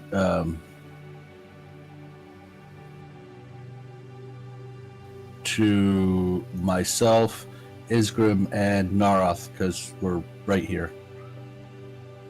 I will allow Astor to do something that doesn't involve Dev. That's fair. Give me a moment, I had to refresh. So for Narroth and Isgrim, you get it's 5 extra hit points to your maximum, and then your current hit points increased by 5. So 5 temporary hit points. No, your maximum is increased for the duration of the spell. Okay, cool. Which means it could be healed, technically. Right. Yeah, that makes sense. Astor? Just a second, I'm trying to make sure I'm not going to overlap anything. I am. Never mind, Astor's not going to do anything. Quick question. All the blue ones are civilians, I'm assuming? Correct. Are any of them Jubilation? No. Okay. These are the people left. They're primarily children that Narroth have been talking to. Okay, great. A lot of the adults are busy. Actually, I'm sorry, I lied. Can I do one thing? What is it? Shield of Faith on myself.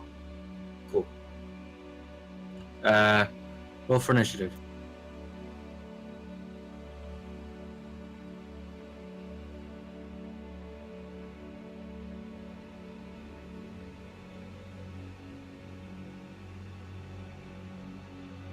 Ooh, Feral Instinct.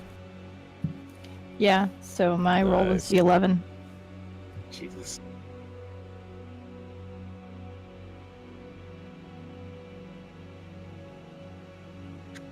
Missing. Yeah, hold on. 19. Is that everyone?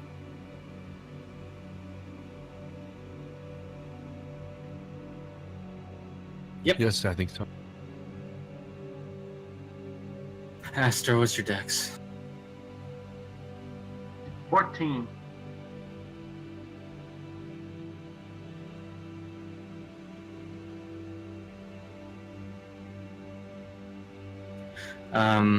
Lilith does not have a higher dex than me.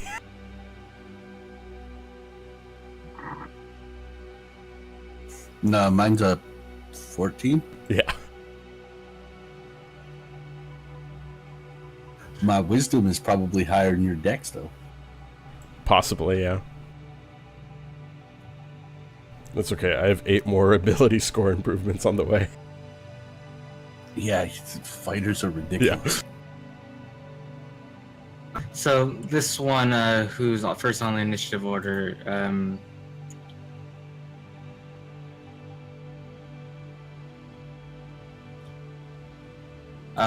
yeah. So because we're first, the first guy on the initiative order is going to run up and look at Iskrim and is going to go, "Hey, another ice dwarf, come.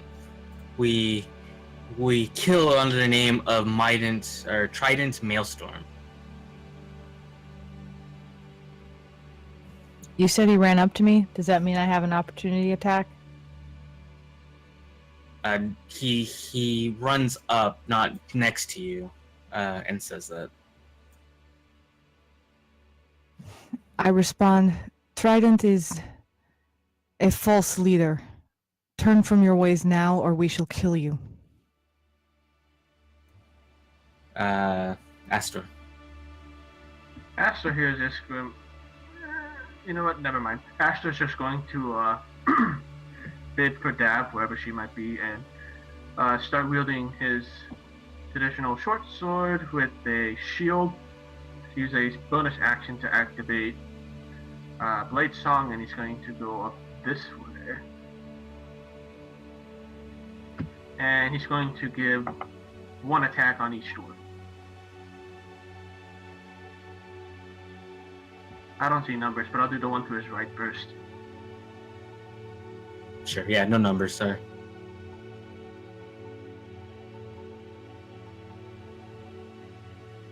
First attack. 18 will hit. Cool. I will add a second level smite to that.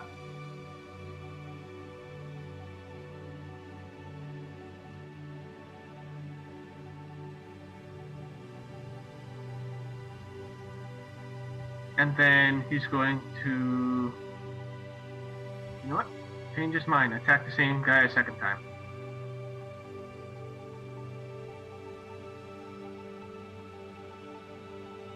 Valid. Cool. And then... I want to re-roll the damage with Savage Attack and see if it's any better.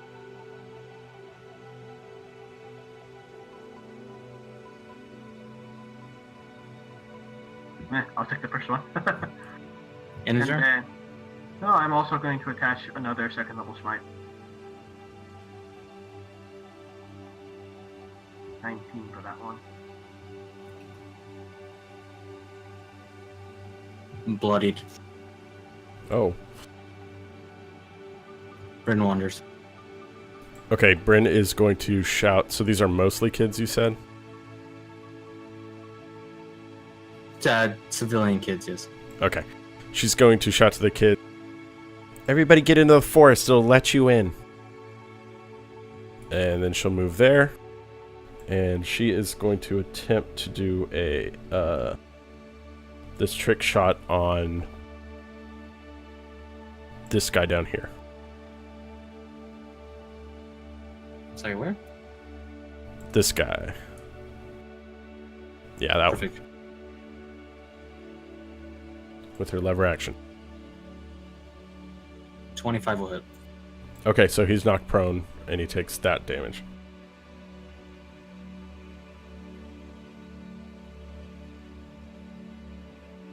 Okay, and then she is going to tag this guy, the guy at the very top. She's going to try to hit twice with her pistol. Perfect. Uno. Does. 22 hits. Alright. And then she'll kind of scooch this kid that's right next to her over towards the forest. Perfect. Lilith. Okay, so Lilith is going to move.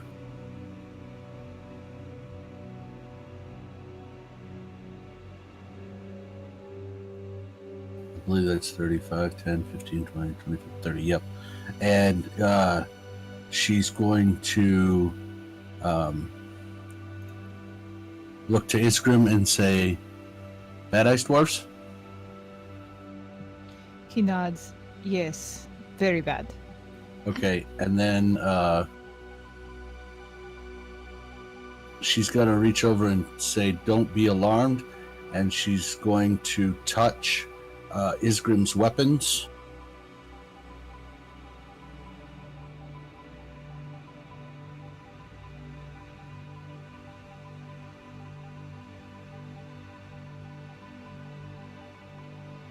And her hand fills with a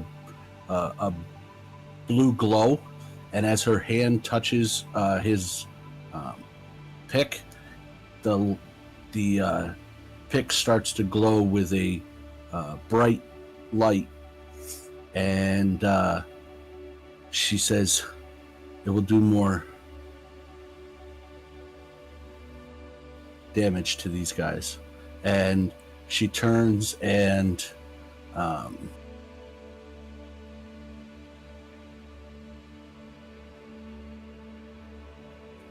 let's see here.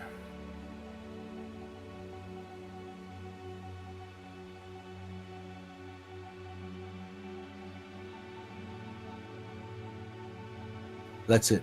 That's all she's going to do. She's going to prepare for the oncoming attacks. Okay, well, this one is going to stand up with 15 feet of move 15 feet, realize that doesn't get him very far, and take the dash action to move up next to Isgrim. And that'll be his turn. Zarrius. Okay, so Zarrius is going to move right here, and he is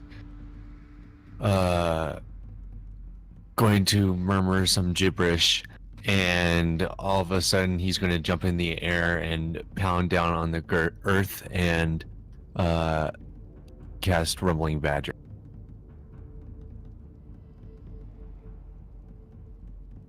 I'm gonna roll it 3 times against against their dex defense.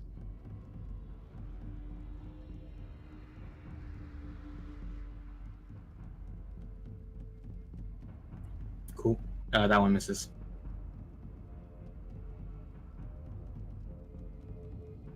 All 3 miss.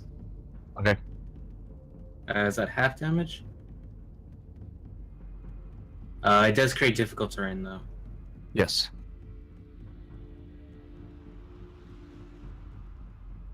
Perfect. Anything else? He's got enough movement. Well, never mind. Is that considered an action? Because yeah, it's one action. Yes. And as a bonus action, he's going to cast Shillelagh. So a light will kind of emit from the Obad-hai signal, and it'll become a magic weapon. Sounds good to me. It should be bigger than that, but okay. I'm working on it. I know.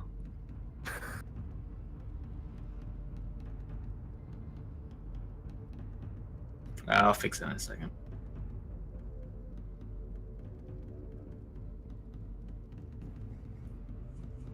This one's going to move and take the dash action and get up on Iskrim again here, which will give us the Iskrim. Okay, so at this point, Iskrim sees a lot of these guys running up towards him. So he gets very angry, and you feel the air, specifically Lilith, you can feel this, the air chills around you.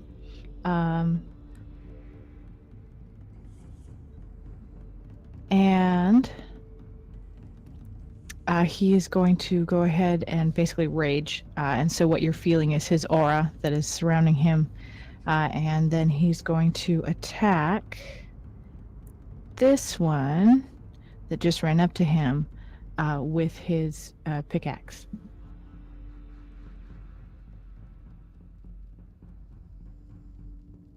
Perfect. That is the aura that is around me that is protecting Lilith.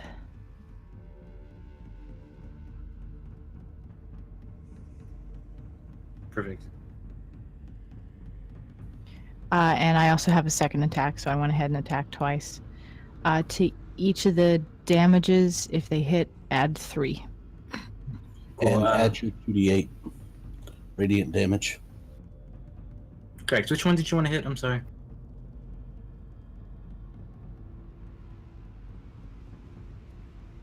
I'm pinging it. Cool. Got it. First one hits.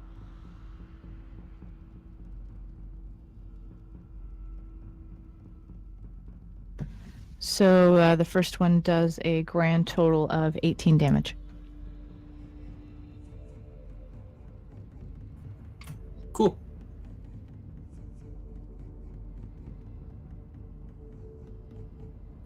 And that's gonna go ahead and end his turn.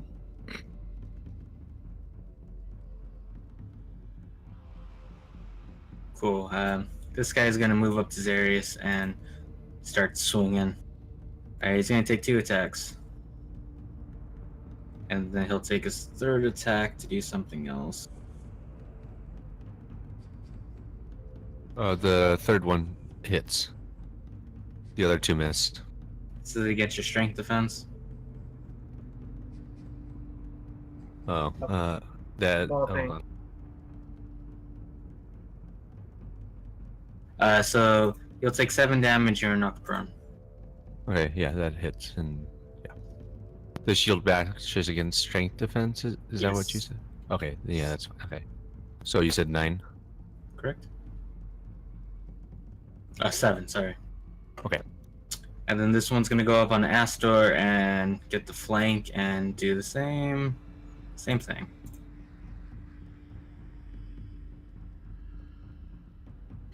Shoot, I forgot the damage caused by my aura. The first one hits. Go ahead and see if you maintain concentration. Okay. I have advantage on this because of things.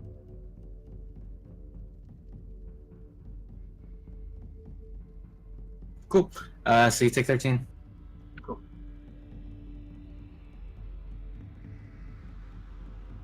Yvette's gonna come out at this point and be very confused. Walk up to here and do a thing. Pulling out her new cutlass. So she walks up and successfully flanks neither of them. Good job.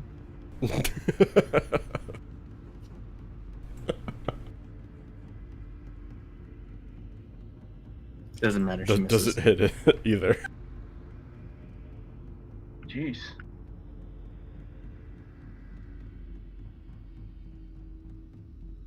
Then this one is going to do the same thing against Astor.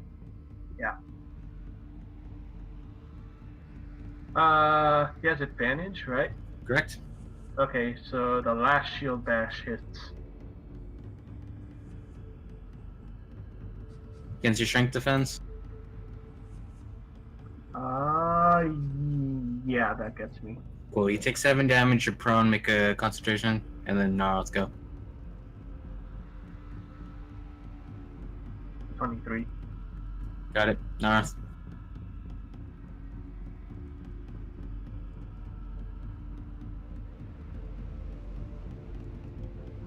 All right.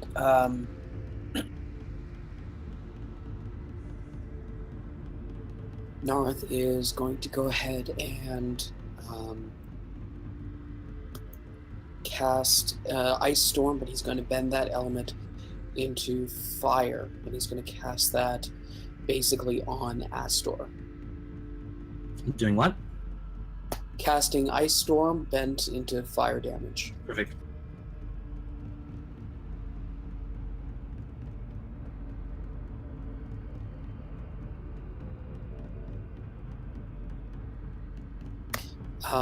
So that's going to go against first guy first, or top guy first, left guy second, and right guy third.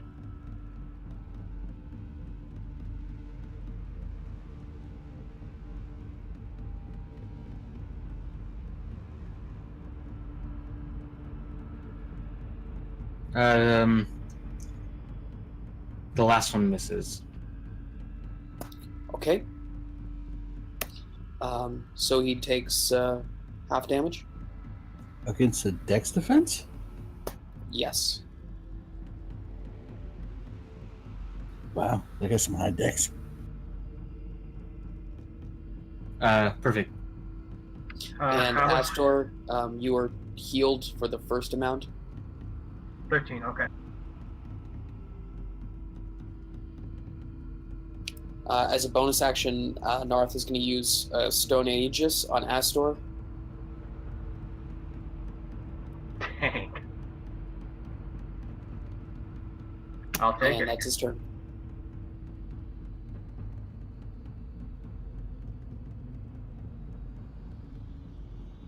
This guy is going to go beat up on Astor, who's currently prone.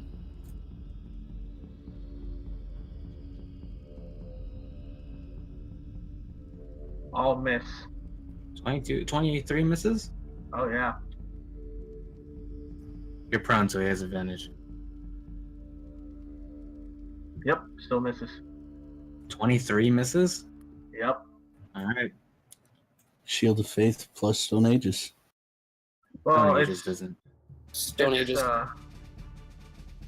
for me, what it is the shield +2, blade song +2, and then also the what's it called? Shield of Faith. Shield of Faith +2, and I have a base 18, so I have a 24 AC. Cool. This guy is gonna go beat up on Zarrius.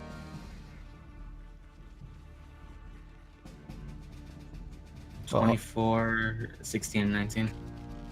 The 24 and the 19 will hit. Cool. 23 damage. Astor. Cool. Astor's going to use half his movement to get up.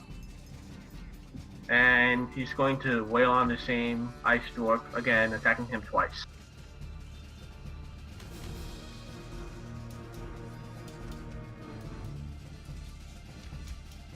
Oof. 11 misses. Alright, let's see what the second one does. 23 hits. Ooh, cool. I'll add a 4th level smite. I'll do it. Dang. Also, I will do non-lethal. Okay.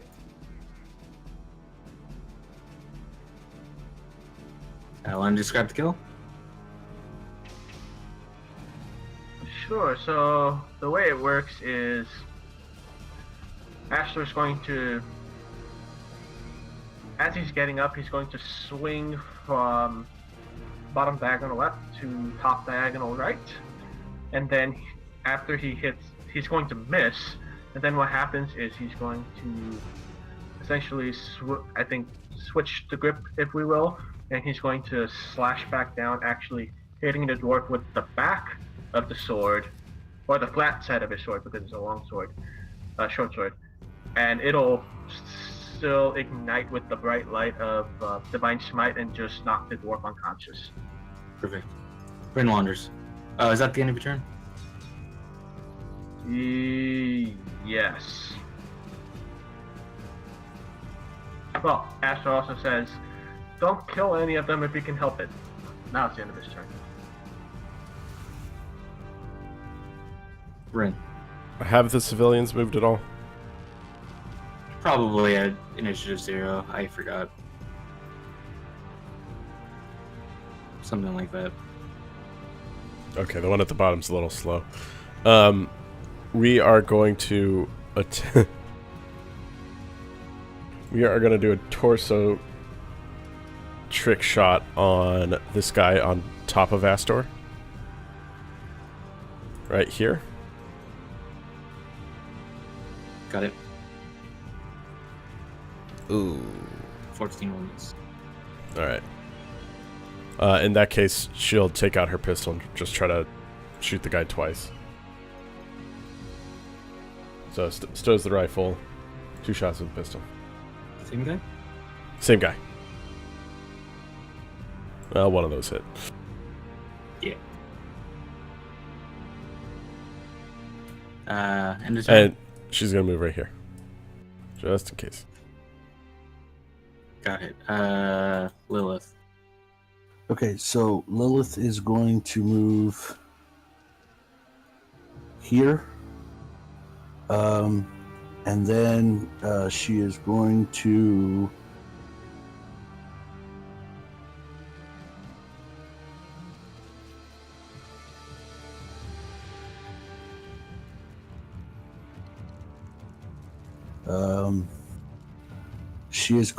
look at this one here below Yvette next to Zarrius, and she is going to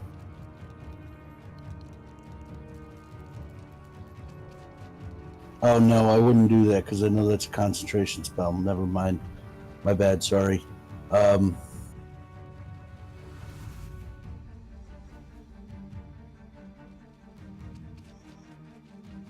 You know what? I'm going to try out my new cantrip.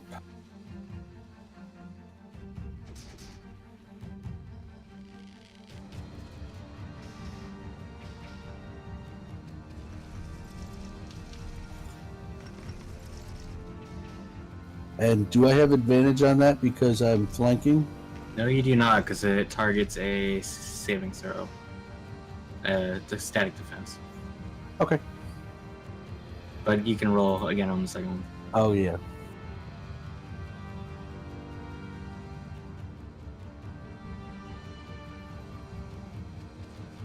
I'll hit. So they take 6 points of radiant damage, the one.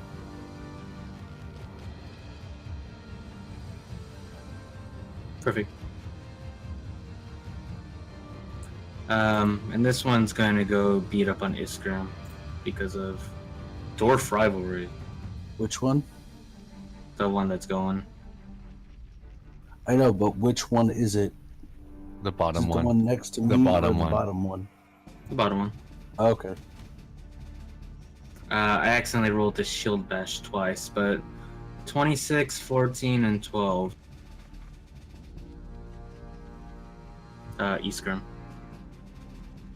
Against AC. Correct. The 14 misses. 26. Oh, and the 12 misses. 26 should hit, alright? Yeah. What's the damage type? Oh, piercing. Sweet. Piercing. So I have so 8 damage. It's 27, so half of that is 13. No. Yes. It's 22. 16 plus 11?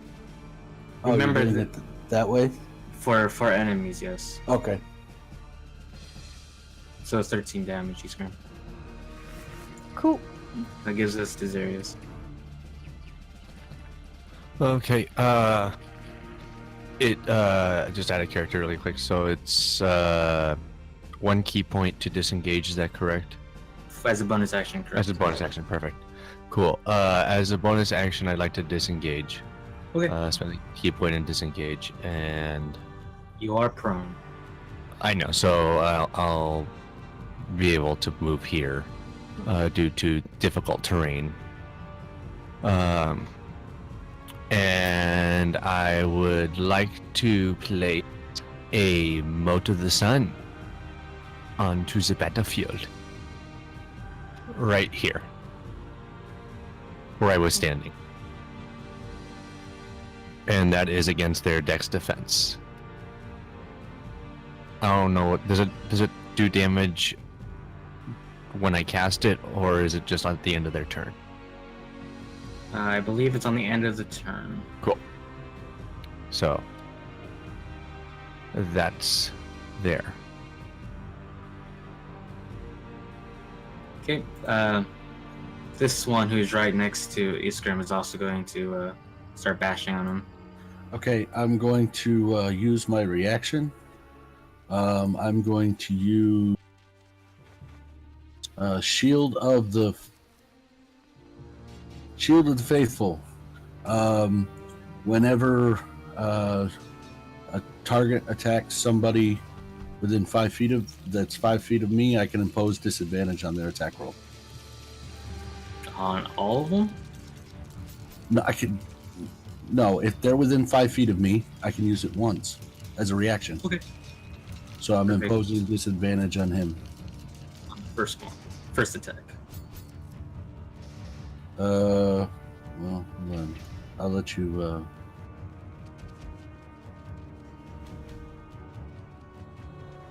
That's what it says. Yeah, so you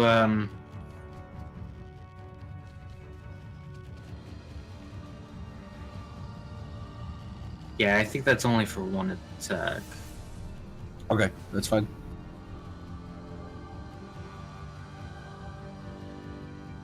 Can I pick which one? Can I pick which one? Well, I don't think it matters too much. The first one would have been a miss, and the other two are high. Yeah.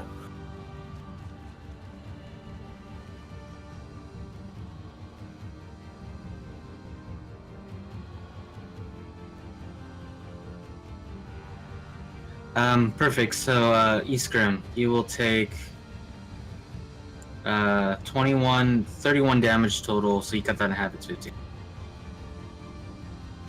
Cool. That'll take us to Iskrim. Excellent. So I'm going to go ahead and use my aura to attack the top one that Lilith is flanking, and that's basically against their dex defense. Sure. Which Roll it. I shouldn't have to roll it. It's 8 plus my proficiency bonus plus my con mod. Right, so we're no longer doing saving throws, so it is a roll. Yeah, it's against a Constitution defense. No, You it's know- against a dex defense. Oh, dex defense. So do you know the total number for the saving throw what it was supposed to be? Give me a sec.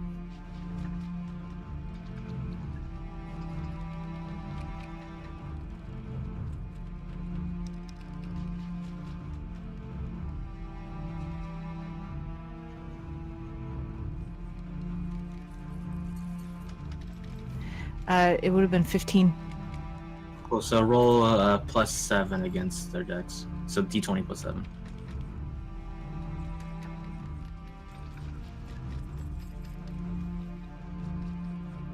Cool. That will not hit their dex defense. Is it still half?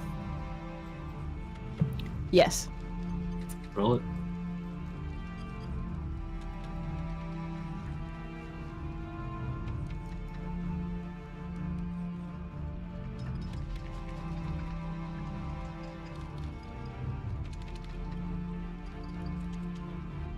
So 3.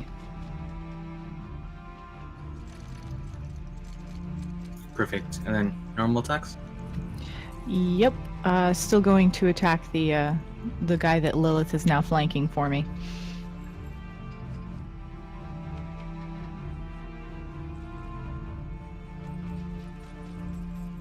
And I have advantage on all of those, but I still think only the second one hits, huh? Correct. Don't forget to roll your radiant damage.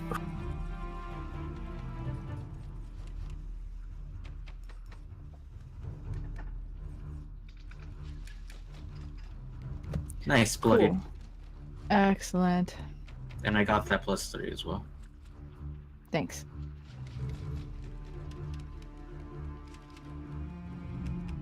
This one will move on to Yvette and begin to do the thing.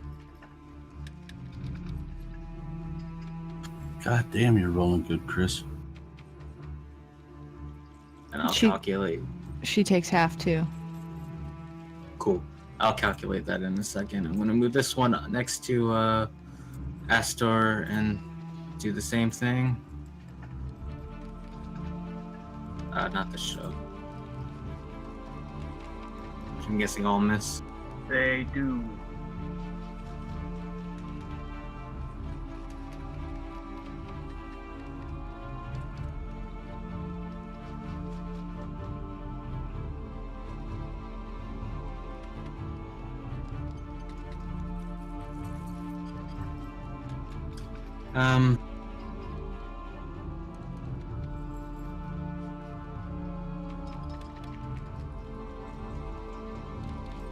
Yeah, Iskrim and Zarrius are, you see Yvette begin to cast the spell and hold out her arms, and this goes down on Lilith and Iskrim and Zarrius. Yeah. Good, because it doesn't do anything for me. And that takes us to Narroth. Perfect. At this point, you can see that Narroth is he's not bursting with anger as he used to be, but he's clearly has a furrowed brow and a concentrated face. You can see him running towards the enemies near Astor, and as he runs, you can see the ground underneath his feet start to burn ever so slightly. With every footstep, it kind of melts into the ground. And you can see Narroth run forward.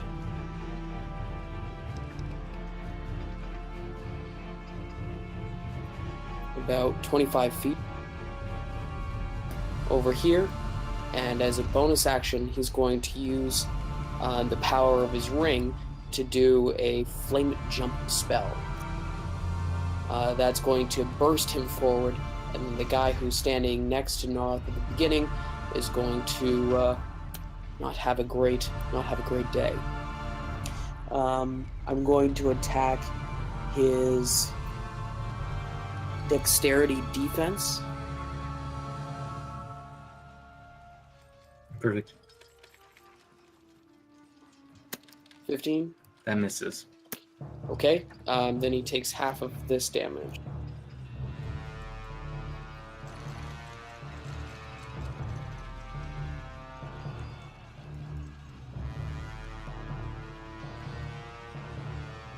Rock on.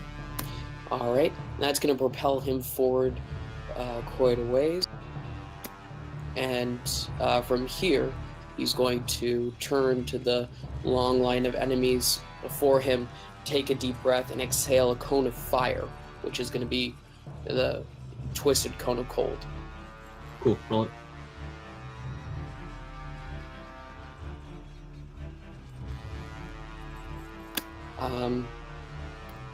I'm going to do the enemies closest to me first and farthest away from me last. Perfect. And this one's dead, so all I have to do is roll twice. Cone of Cold is 60 feet.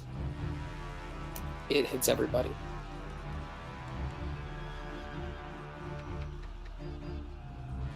Yeah, that'll do it. Okay, well, closest to you first. Now that's how you use a spell.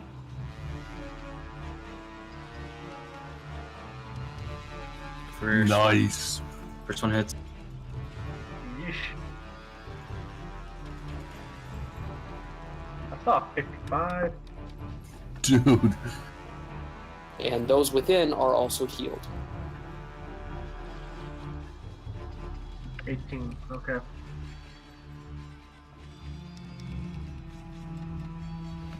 How much are we healed? Whatever the 18. top one is. Oh, I put Cone of Cold and not Cone of Fire. Sorry, can I re-roll those? My Oh, stats are Jesus different on Christ. Fire. Hold on.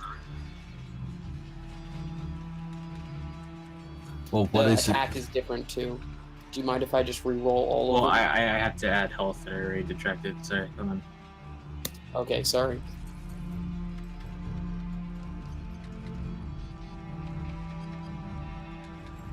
Click the wrong button, my bad. Well, can't you just add to it? Roll it. I'm just gonna roll all over again. The first one was correct because that one was a Cone of Fire. These are for the next 5.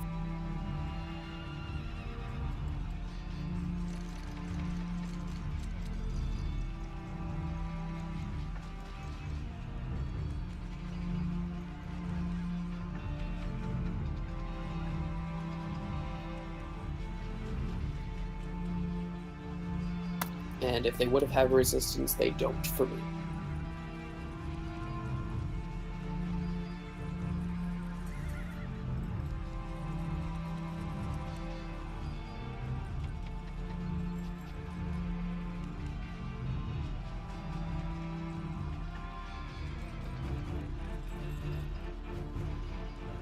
And how does the HP work? Which one? 18. You heal 18. You don't get to heal Zarrius. I think you're out of range. Oh, that's true. Yes, that's true. Zarrius is out of range. Everyone else is healed. There's 4 of you, so I'm just going to say the first 4 get the first 4 healing.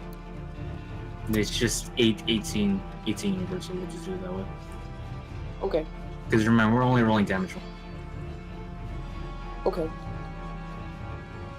Okay, one of them goes down. The one in front of you, Scrum.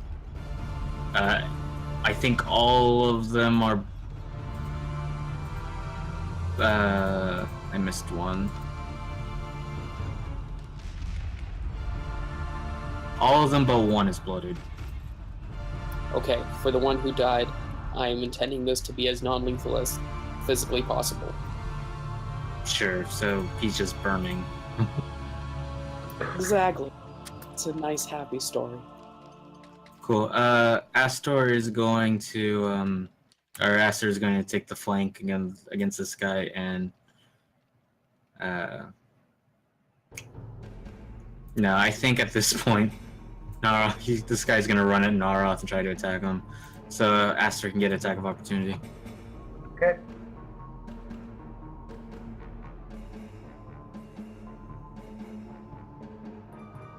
Wow. That hits. Quick question. Am I allowed to add Divine Smite, or is that only when I use it as an action? Don't even worry about it. Oh. I see. So can we please have that scene acted out, because that was awesome. So, what happens is you see Narroth do all this epic, fire storm shit. And so the Ice Dwarf next to Astor is about to book it over to Narroth, but Astor catches him. And you hear him say, "Oh, no, you don't." And he essentially just kind of, bitch slaps him across the back with the flat side of his sword and just knocks the dwarf stone cold out. This one is going to go pick on Zarrius.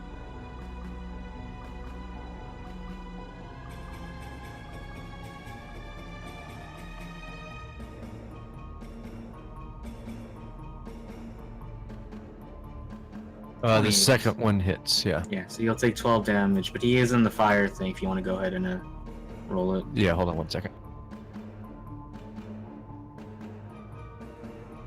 I'm just gonna roll the spell again because that does the damage already. Sure.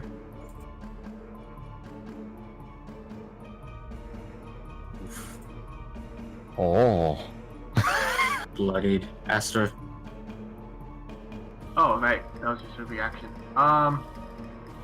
Well, he's going to try and take out the last one around him. So after bitch slapping the other guy in the back with the flat side of the sword, he's going to on this guy with 2 attacks.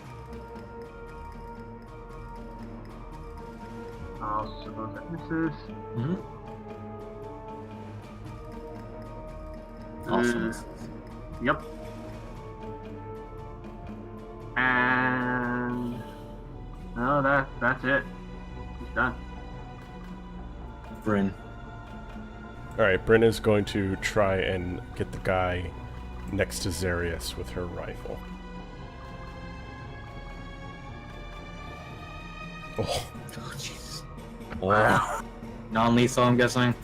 Yeah, so she just shoots him in the leg, and the leg might be gone, but she shoots him in the leg.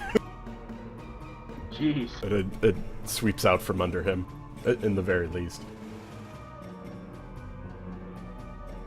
Yeah, that does it. Yeah, that does it.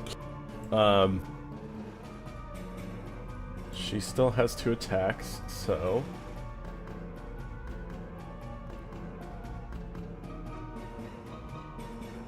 Give me a second.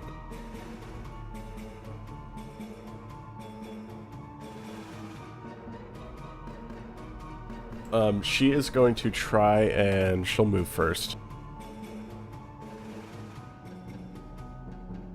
Right here. She's going to try a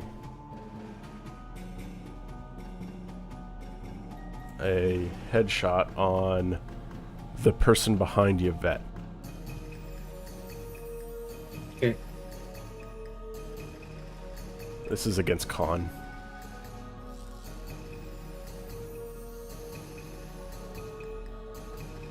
Isn't it just AC attack? Yeah, sorry, yes. It hits. Okay, he has disadvantage on his attacks. And then hit the guy next to Isgrim with just a regular attack. Okay. Anything else? Nope. Lilith. Okay, so Lilith is just going to do this. At 3rd level. And she's going to place it right here. And hit the guy right next to Isgrim.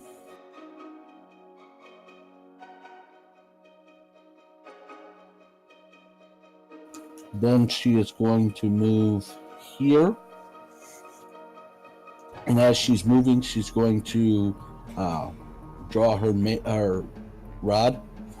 And as a mace, she's going to use it.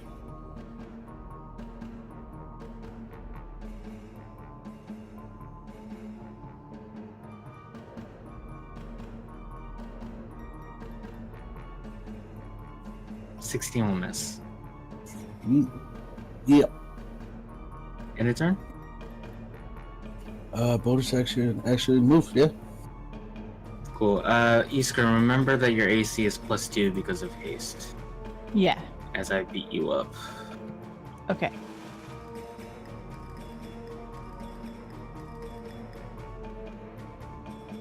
Well, the second spear didn't hit me. Cool. So, you take 21 damage, halved.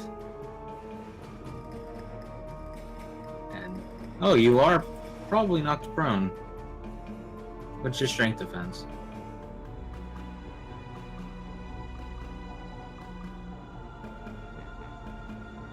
That's what, 14 plus my strength mod? Correct. Or plus your strength saving throw. Saving throw. 22. You see you're prone.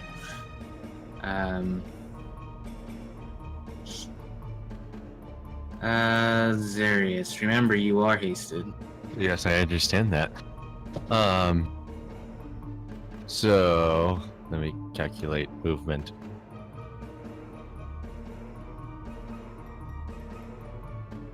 Okay, so that's 4 or 5, unless that's what you consider. I'm gonna move there and attack. Chris, real quick, because it's a spiritual weapon, can it be hovering high enough that Zarrius could be in that same space? I'm gonna say no.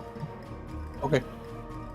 I'm gonna attack with Shillelagh on that first guy. Give me a second.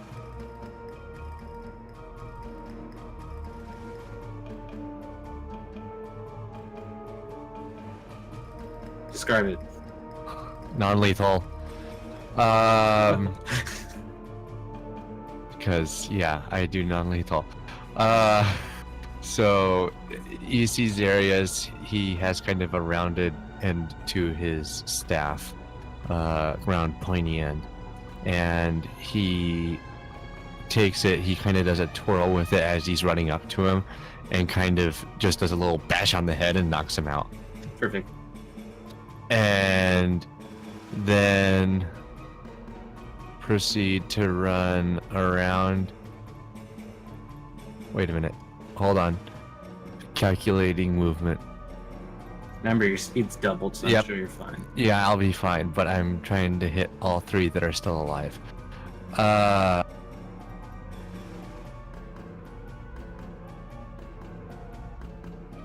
Okay, so there. I will attack with my shillelagh.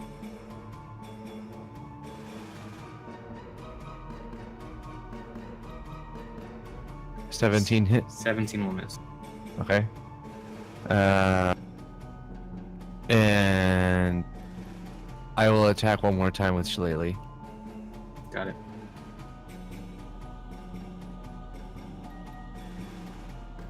$16 will miss. Oh, okay. And then he's going to run away and take an attack of opportunity if the guy so chooses. It's gonna try to shield bash you. It has disadvantage. It misses. And then I'm going to move up here because I have the movement for it. I actually still have 4 more spaces that I can move. Just dance around the dude. And I still have 1 more shillelagh attack due to my extra attack with my weapon if I attack 2 different targets. Got it. So shillelagh on this guy. And I will have advantage on that roll. I'll do it. And I will attempt a stunning strike on the guy as well.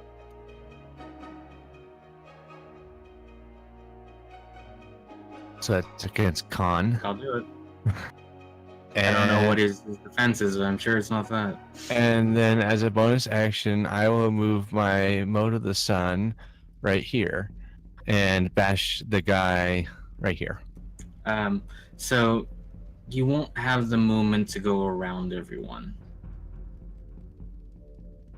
Say that one more time. You Okay, won't fine. Have them. Yeah. Then I will move here and bash the guy this way. Okay. I will roll it again, just because. Thanks for putting a big fiery orb next to me. You can just move. 13 will miss. All right, so just half damage. Iskrim. You see Iskrim get up. He looks wild, mad-eyed, exceedingly angry, and he moves here. So basically, I used my haste to get up, and then I cashed in one of my actions to move. And with my last action, I'm going to strike. Cool. So, getting up only takes half your movement, and because you're hasted, you have all the actions in the world still. Oh, cool. Well then, I'm going to use both of my attack actions then. Go for it.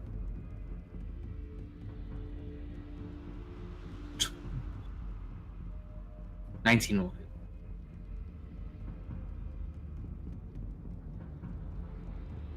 +2 to.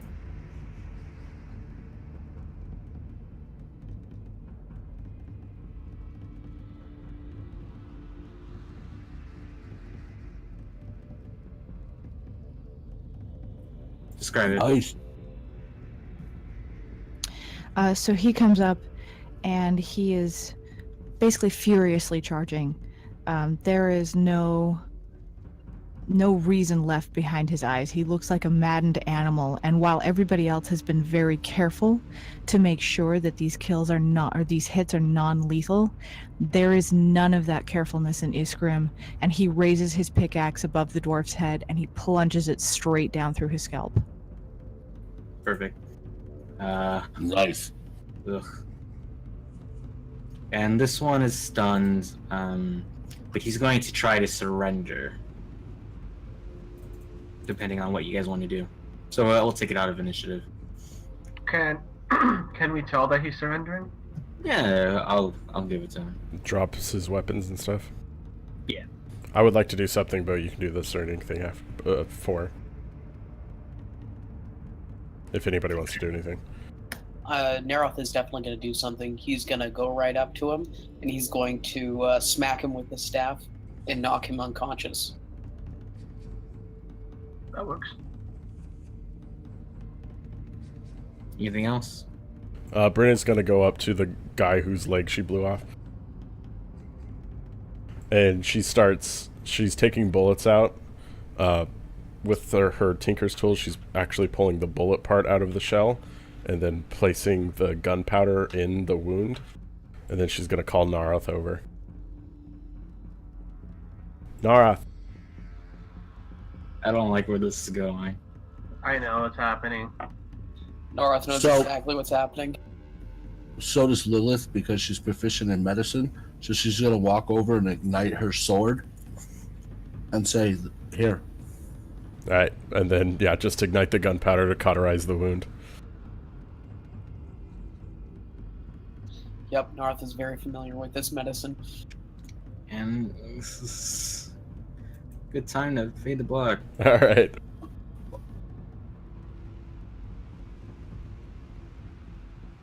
Showing up tonight and listening. If you want to listen to more, you can join us every Monday night, except for next week. Every Monday night at 9 p.m.